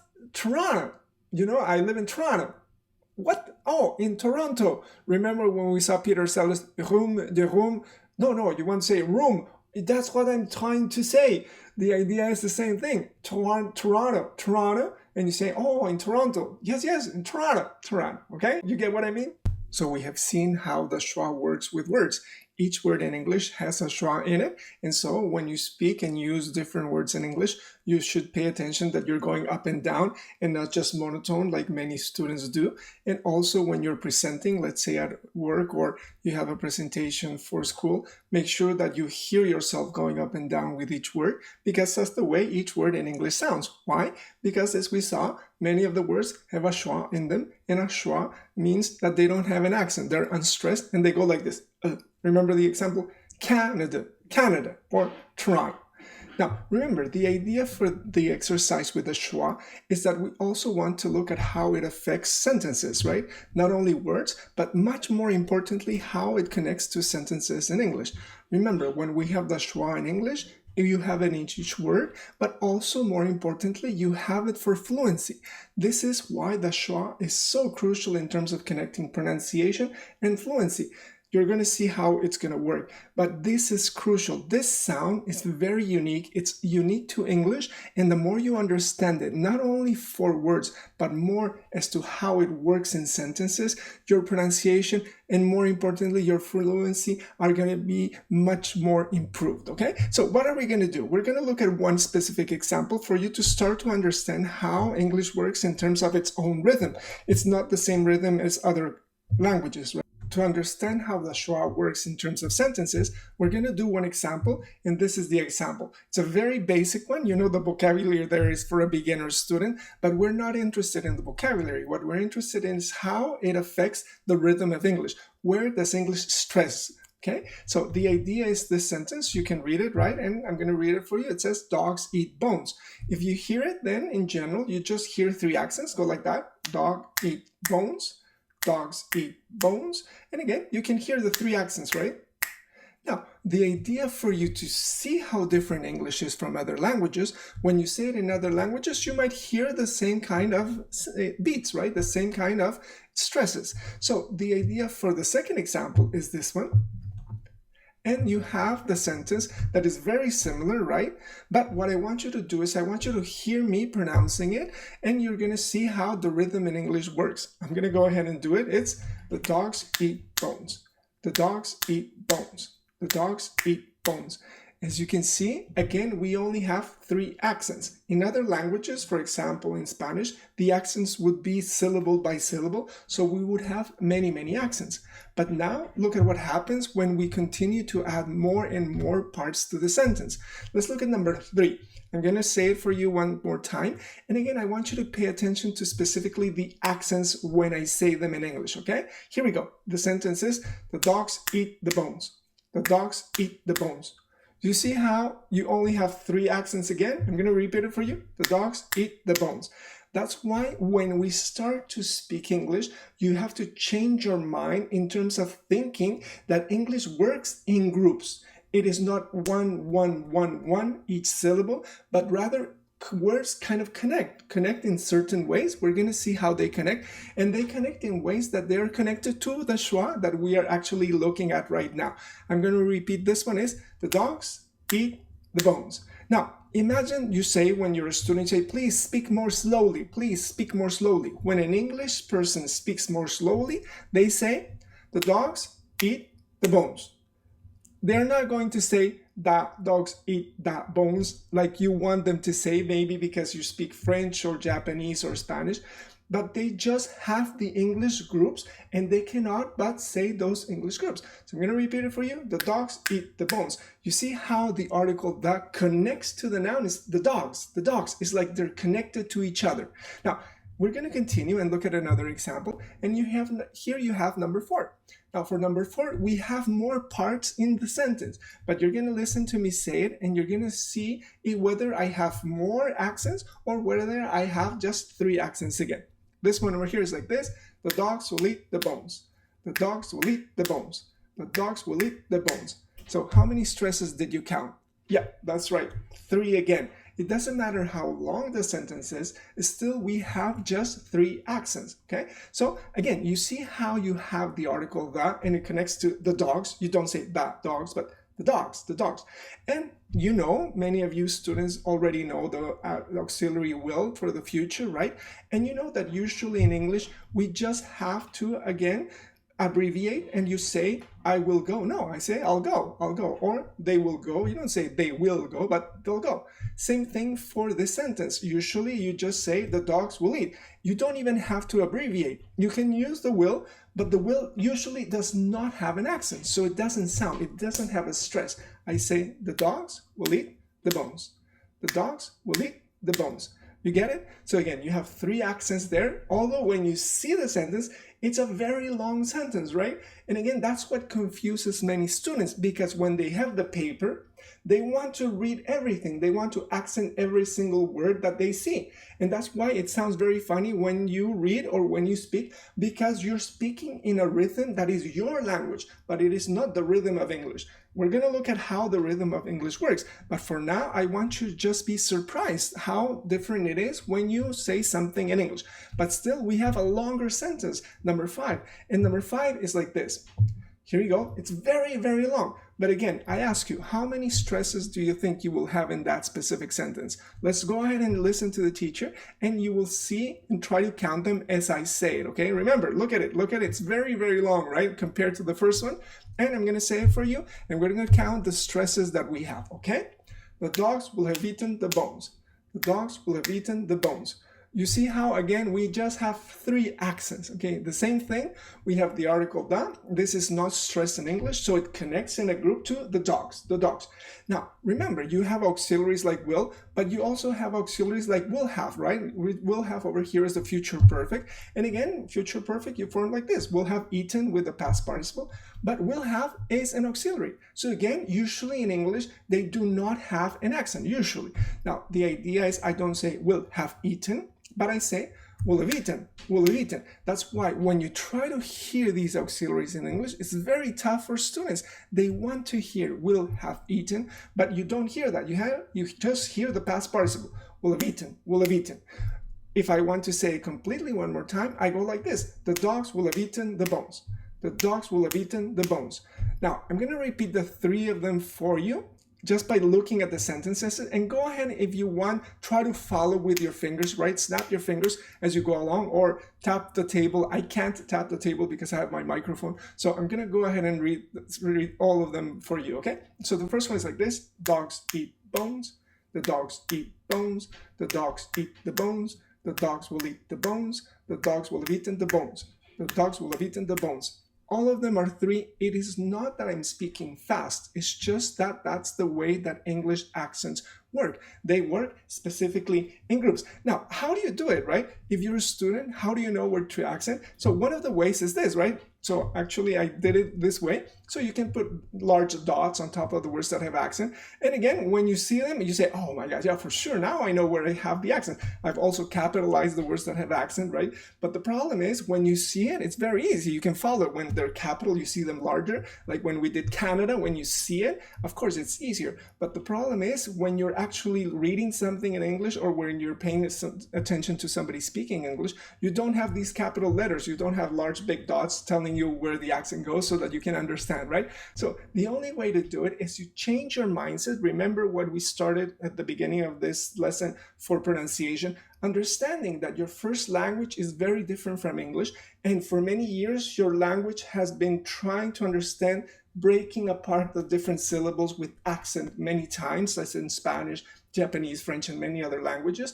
So when you try to hear English and it's in groups, you get very lost. You have to use the ability to use your imagination to try to understand what's going on.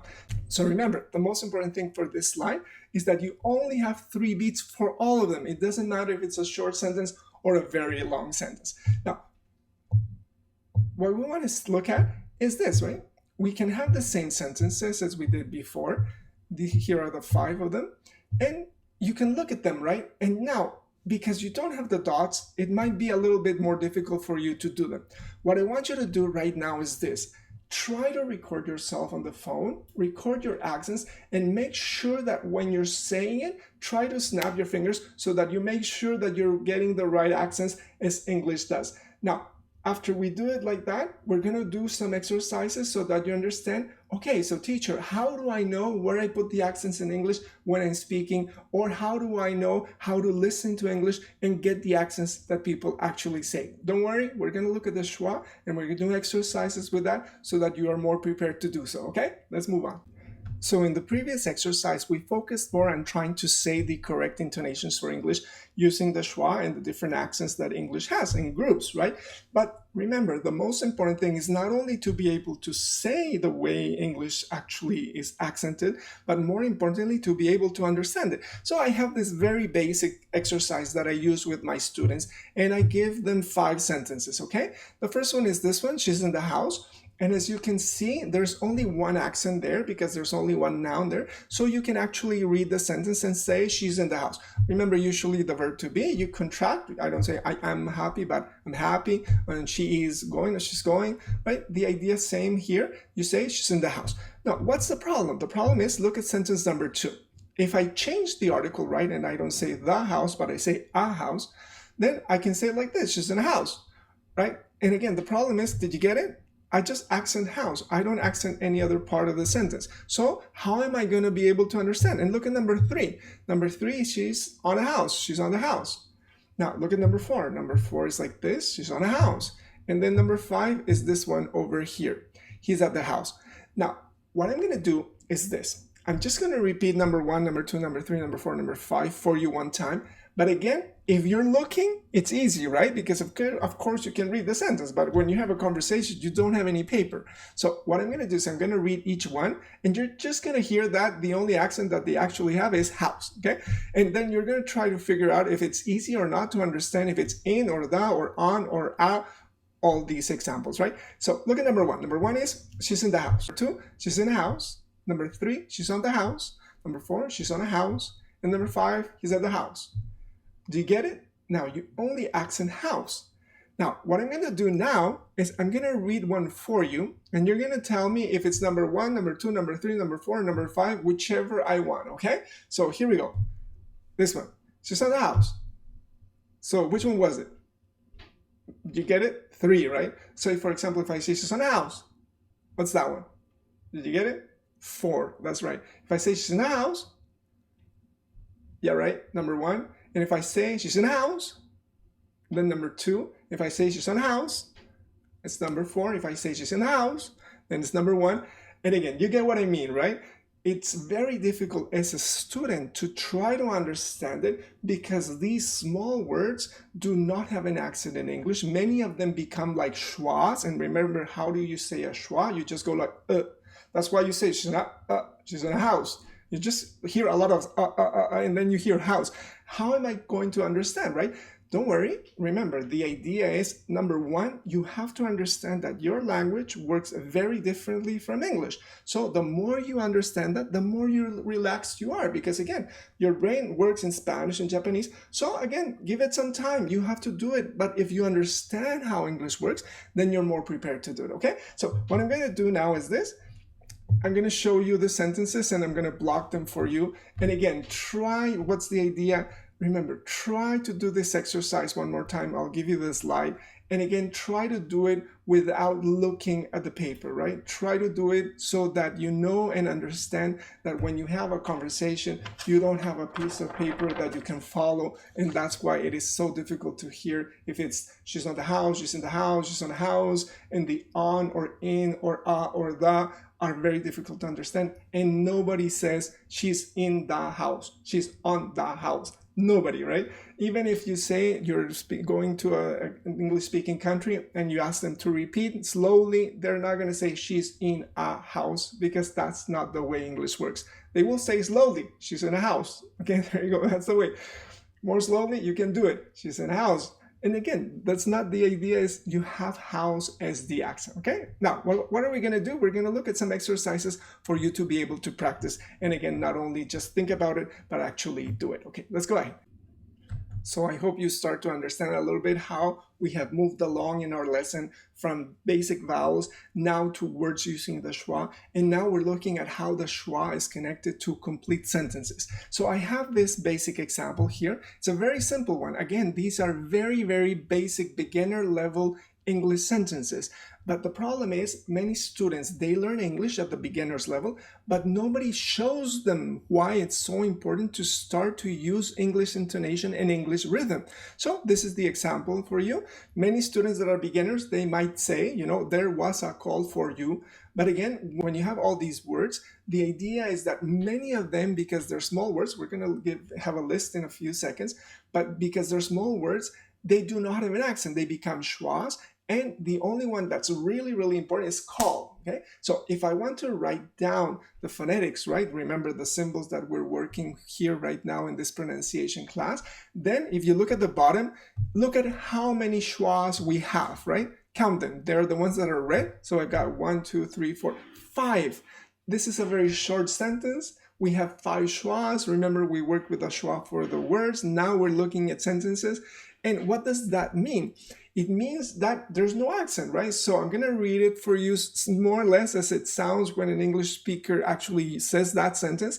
And it goes like this. There was a call for you. There was a call for you. There was a call for you. You know what I mean? You cannot say, or usually people do not say there was a call for you, but there was a call, there was a call, there was a call.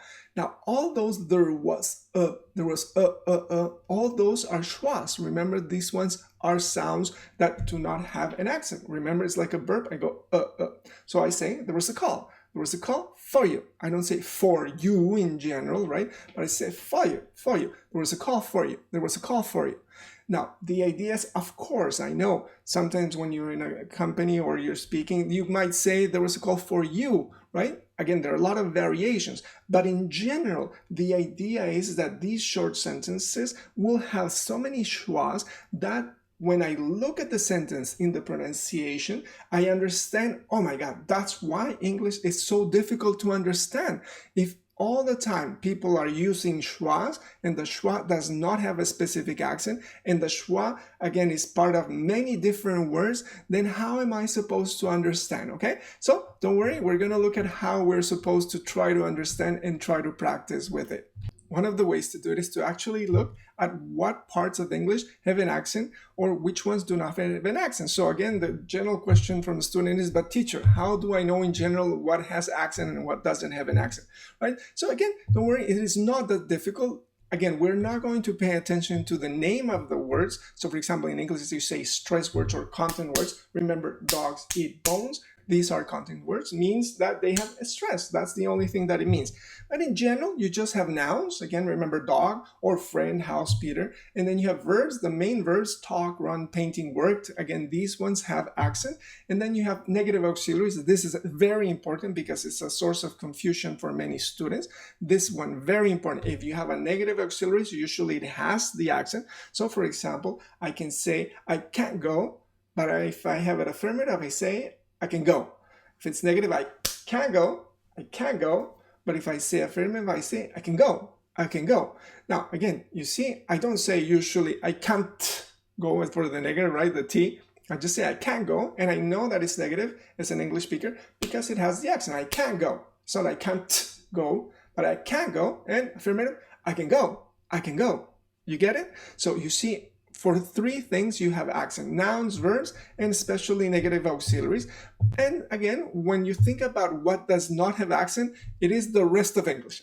No, I'm kidding. There are many parts, but again, in general, you have affirmative auxiliaries. That's why they are always abbreviated. I don't say I will go to the party, but I'll go. I don't say she has been, but she's been. I am going. No, I'm going. Do you get it? You already know that, but you don't know why. So by knowing why, you're more prepared to make your pronunciation. And for this case, because it's about the sentences, your fluency much better. Now, in general, small words do not have an accent in English. Now, this category, small words, again, it's a little bit difficult to understand, but in general, articles like a or the, connectors and or but, pronouns me, him, I, you, and prepositions on in, like we did, she's in the house, he's in the house, she's on the house. You don't get it. You don't really hear it, right? Because they do not have an accent. And they are a large part of the English language. So when people speak, you will hear a lot of schwas and you will go, I don't get it, really, right? So finally, we have 3. Some verbs, they will also have some kind of contraction. You know them. The verb to be is the most famous one. In other languages, you never have contractions. It's very weird to think about this in terms of the verbs, but English does. And you have, for example, I want to go many times. Again, you have a lot of schwas there, and it goes, I want to go. I want to go. I don't say I want to go, but I want to go. Or for the future, she's going to go. Many times you say, she's going to go. She's going to go. And again, students ask, teacher, that's weird. In my language, that never happens. Again, why? Because in English, we have this incredible sound that is the schwa, and this tendency to try to make grooves when we speak and not just accent everything like we do in our own languages, okay? So here you have a small list. Again, I will try to create a PDF so that you can download and have this PDF for free, and you can always have this as a reference, but that's the basic idea. How do I know? Just try to remember that in general, the biggest accents are for nouns, verbs, and negative auxiliaries. The other ones, you can, again, play with them a little bit, and slowly, the more you practice, the more you will be able to do it. So let's go ahead and do some exercises to see how this works. To understand this idea, we're going to move, as we did, from words to phrases. Phrases are just parts of sentences, and then we're going to move to sentences so that, again, you start to build up the ability to do so in smaller parts and then in bigger parts. Now, they have this expression here in English, and it's, again, very simple, very beginner's English. Again, the problem is students learn English, and then when they are upper intermediate or even advanced, they do not know why their pronunciation is so regular or their fluency, and it is because they've never been taught what we're doing today about how English works in groups. That's why this lesson is so important, I believe, for you and for the future of your English. So again, how would you say that, right? The purple phrase, again, you go to a coffee shop and then they will say a cup of coffee, and again, many students might say a cup of coffee. But again, in English, remember we have schwas and we have accents and groups. So usually in English, you say a cup of coffee. Again, it's very different to say a cup of coffee than to say a cup of coffee, a cup of coffee, a cup of coffee. You hear the schwas? A cup of coffee, a cup of coffee, a cup of coffee. Now, when you go again to a store, that's the way the waiter or the waitress or the salesperson is going to be speaking, right? So you have to be prepared for them to say a cup of coffee, because they will never say a cup of coffee. What do you want? A cup of coffee? A cup of coffee. So again, here, a cup sounds very weird, but that's the reality of how English works. So this is a phrase, right, in English. And again, we're going to practice more phrases like this so that you have an idea of how to actually use it. Here are some phrases that you have in English, and many of them, again, are very basic. So they're easy for you to do, but they're difficult for you to say, and they're difficult for you to understand, because many times in English class, we don't practice these groups. We accept whatever the person says. So if a student finally says, oh teacher, oh my God, I'm so scared, I don't want to speak, I want a cup of coffee. And then the teacher, wow, great, amazing, you did it.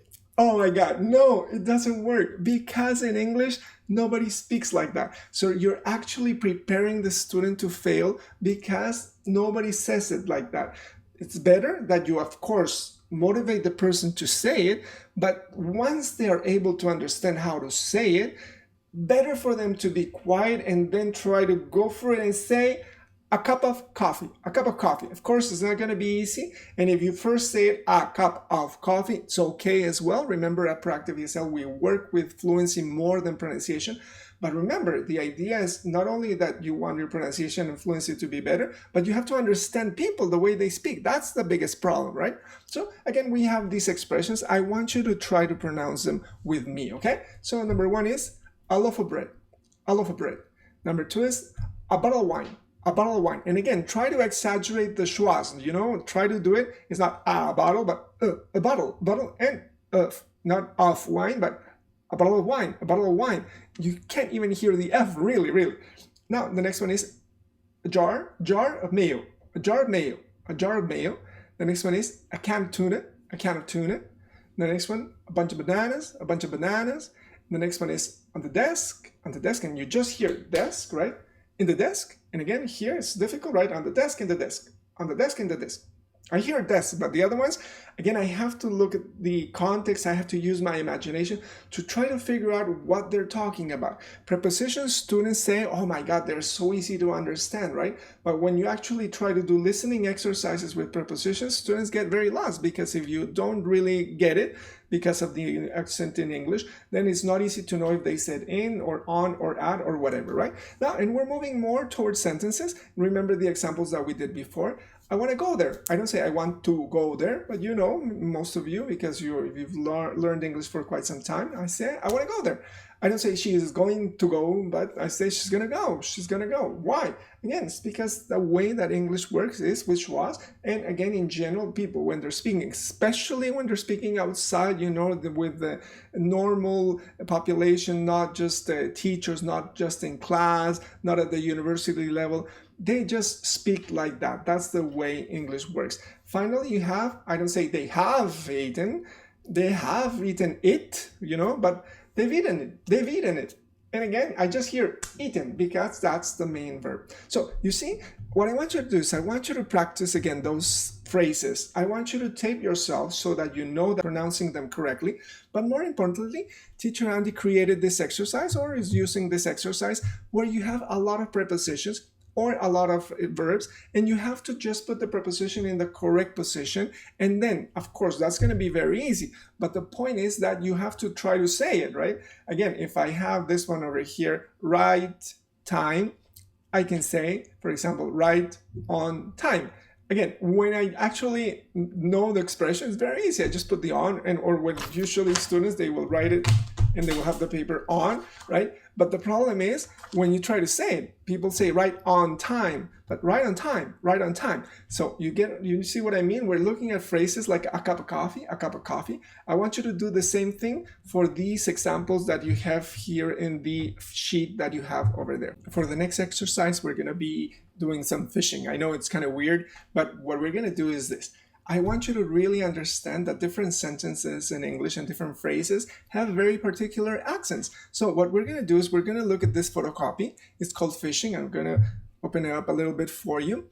And if you look at if you look at the top, you have some different intonation patterns. You have a small circle and a big circle. Remember when we did dogs eat bones? You have the big circle for the accents. Same thing here. What we have is different kind of pronunciation possibilities, and sometimes it's circle, circle, sometimes it's circle, small circle. What I want you to do is, again, take a screenshot, try to do your best, again, try to find out, even copy it if you want, and try to tell me which one is the accent for number one. Number one is just one accent, number two is a little accent and a big accent, number three is two strong accents. For example, if I look at the first one, you can see in the corner, don't forget. If I have that one, don't forget. What do you think is the correct intonation pattern from number 1 to number 11? Remember, of course, it's just two of them. So again, the only possibilities are number 2 or number 3. And again, for these ones, what do you think? You accent both or you accent just one?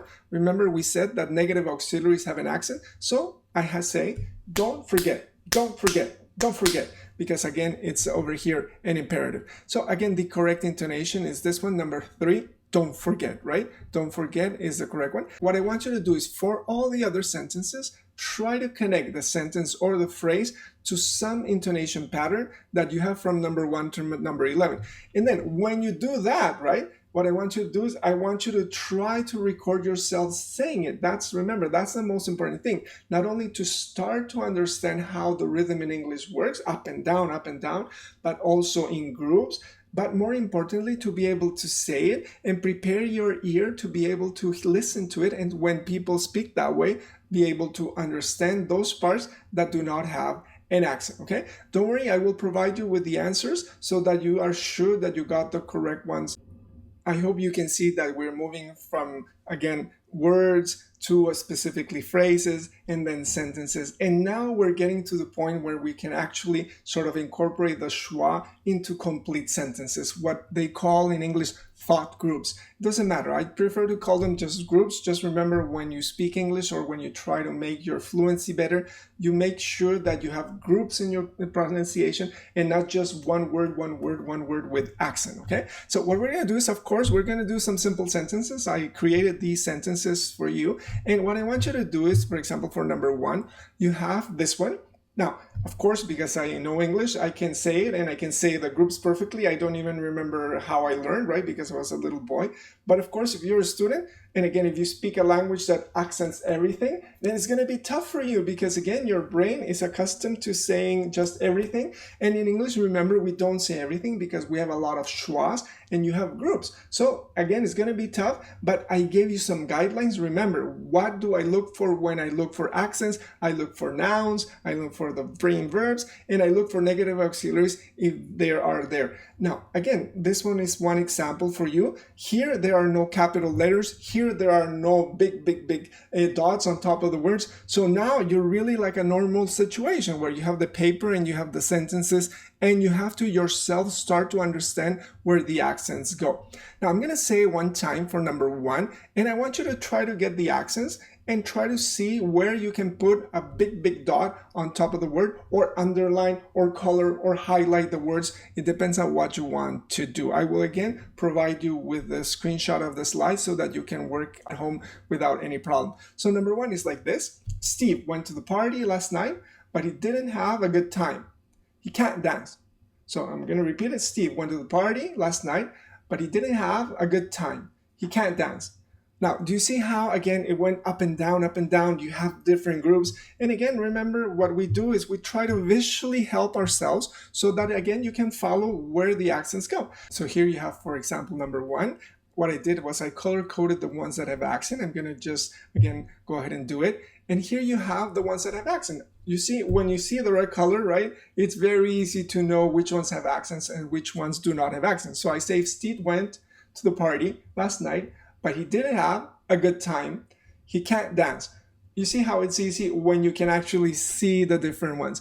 Again, one very important thing, there are many variations in English. Sometimes we will accent different things for different reasons. We don't want to look at that right now. What I need you to do is to try to do your best for the following sentences to do the same thing. You can highlight, you can underline, you can again add big dots, whatever is easier for you so that you can do the following examples and try to say them well in English with English pronunciation. And remember, how do we do it? Because we understand the schwa. Many of these are schwas, and the idea is, again, we are trying to do it so that you can speak better. So record yourself. This one is crucial. Send me a recording of especially the last few sentences, but all of these. You have to record yourself and you have to listen to yourself. And again, compare when you see the correct accents with what you're saying so that again, you know for sure whether you're saying it correctly or not. Okay? So here are the examples. This is number 2. Again, a little bit more difficult, some are more basic or intermediate, some are more advanced, and we start getting longer or more difficult grammar. And there, number 8 is very, very long. The English is very easy because it's just basically prepositions. So number 8 is very easy for the English grammar, but it is very difficult for the pronunciation or the fluency. Try to do number 8, record it, send it to me. And then number 9 is even longer. Again, the vocabulary is from level, beginner's level, you know, when you use expressions for count nouns and non-count nouns. And here you have a very basic vocabulary that when you try to say it, it's going to be tough for you. And at the end, you're going to be tired because you want to read everything with the accent. And remember, you have to say the groups correctly. So what I'm going to do before we move on to the next slide is I'm going to read number 8 and I'm going to read number 9 for you. And I want you to try to do it the best you can at home. Okay, so this is number 8. The little cat went around the table, climbed up the curtain, got on top of the sofa, jumped over my bed, and went out the window to the front of the red garage. Okay, there you go. That's number 8, right? Yeah. And number 9 is this one over here. I bought a 6-pack of beer, a bunch of bananas, 3 cartons of milk, 2 boxes of cereal, a loaf of bread, a pack of gum, and 4 bottles of wine to celebrate my 26th birthday at my friend's house. There you go. I know, very long, but you see, the grammar is very easy. So you see, we have to find a sort of a balance between giving some examples that are very long, but with simple grammar, and other examples below. These ones are much tougher in grammar, but again, they're shorter as well, okay? So try to do the best. Remember, record yourself. This is the key thing to do, okay? For our final exercise, we have again the idea of thought groups. Remember, when we talk in English or when we say something in English, we have groups instead of accenting everything that we actually see on the paper or that we actually think about.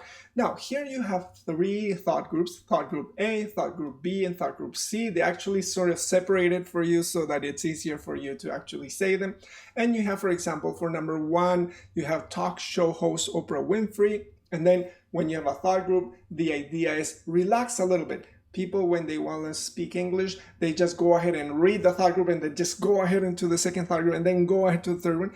But that's not the way English works. When you have a thought group, you say the group, then you can relax a little bit. You can even breathe a little bit. That's the idea for speaking slowly in English. You say the thought group, then you can relax a little bit. Then you say thought group 2, then you can relax a little bit. You have to relax a little bit. Don't go ahead and start, because if you go ahead and start, you're going to for sure make the wrong pronunciation in English, the wrong intonation.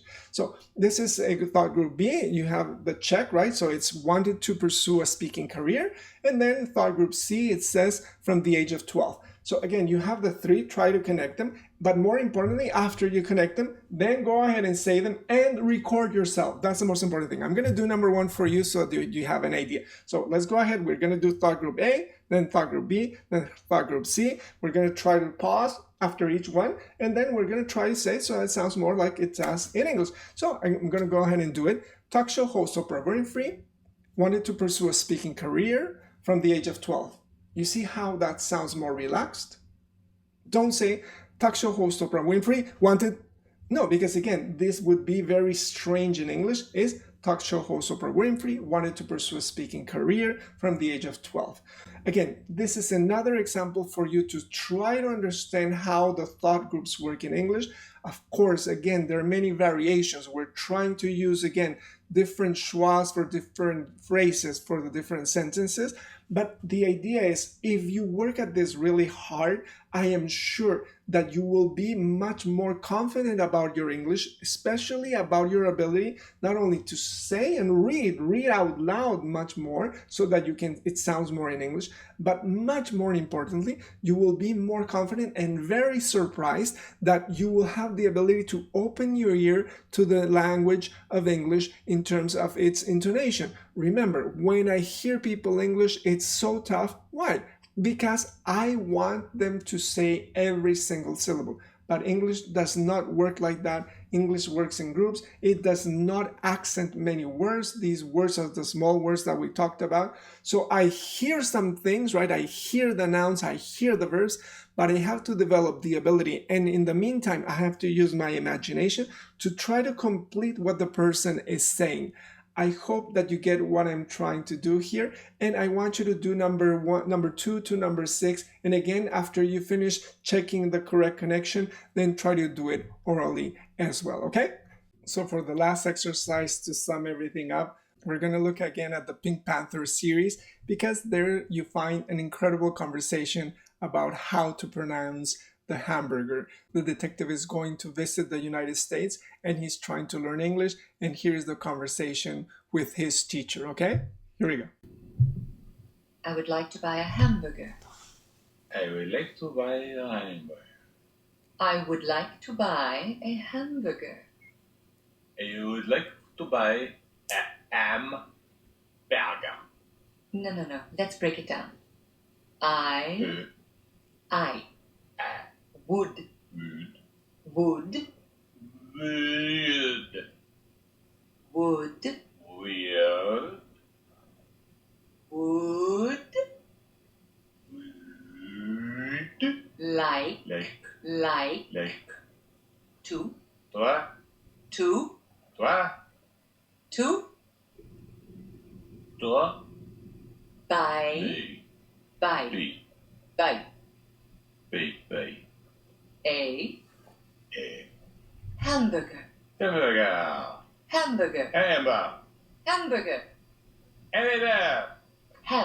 buy a hamburger. I would like to buy a hamburger. I would like to buy a hamburger. It's not Damburger, hamburger. I'm not saying hamburger. I said I would like to buy a hamburger. I would like to buy a hamburger. I would like to buy the hamburger. Hamburger. I would like to buy a hamburger. Maybe we should stop. We don't quit. We do not quit. Again. I would like to buy a hamburger. I would like to buy a hamburger. I would like to buy a hamburger. I would like to buy the burger. I would like to buy a hamburger.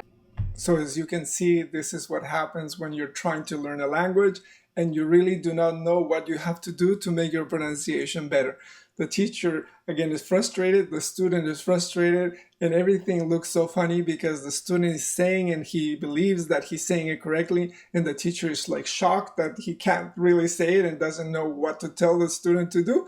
And again, this happens many times when you learn English. Again, we try here at Proactive ESL to relax, see other examples so that you relax when you're actually learning, and by doing so, maybe you're going to become a much better learner. More relaxed, enjoy the process, and this way you will feel that you can learn so many other languages. I can't myself believe I have learned other languages, but I have, and it's incredible. And I look back and I say one of the things that is really important is, again, enjoy and love to learn stuff, okay? Remember, at Proactive ESL, we always try to set up a class, and for that class, we have some extra homework so that you can practice everything that we have been doing in the class. So for exercise number 1, what I want you to do is do the reading on pronunciation orally. It's what reading, which is called, again, Why Students Have an English Accent, and try to complete both sides of it. This is the reading over here. And again, it will tell you again why it's so important to understand what are the possible limitations in terms of having the perfect accent.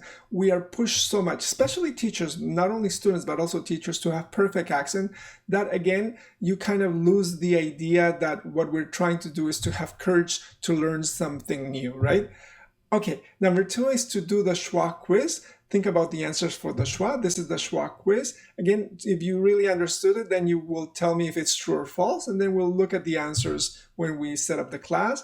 Number 3 is to have a recording. Use your phone, as we did also in a previous exercise, for the thought groups exercise, and send it to my email. Here are 2 specific stories, story A and story B. Try to do both.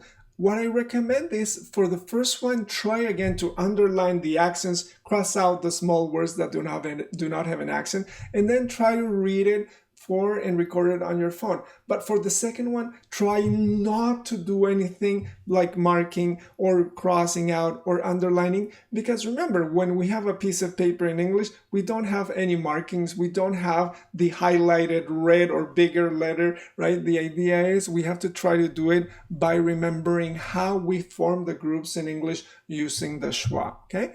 And then number 4 is read the strategies for improving listening and speaking. It's this reading over here. Again, are more strategies there for you to really make your speaking and listening so much better. And finally, remember, we always try to set up our private class using Zoom or Skype, especially at this time with COVID-19 situation. And in that class, we review everything and we try to activate even more the different elements that we saw. How? By actually engaging in a conversation and not just having a class where you have to do the basics again and again all over again. But no, we study the basics through these videos on YouTube. And then when we have the class, we're already prepared to actually take advantage of what we have learned in the meantime. Okay, there you go. So what can I say? We have come all the way to the end of another video here at Proactive ESL with Teacher Andy. What can I say but thanks one more time. So now we are prepared to do the following. Now let's activate your SCHWA, let's activate your pronunciation, let's activate your English. Here you have again my website, and here you have my email, proactiveesl@gmail.com. Remember, here in our final slide, we have all the different symbols with different colors for you to always remember the pronunciation chart. And at the bottom we have I love the SCHWA. The SCHWA is your best friend. What can I say? If you like the videos, give them a like. Comment if you have any questions, I'll answer them for sure. And please subscribe to the channel so that we can produce more of these videos and help you out in terms of your learning the English language. Okay, thanks. Bye-bye.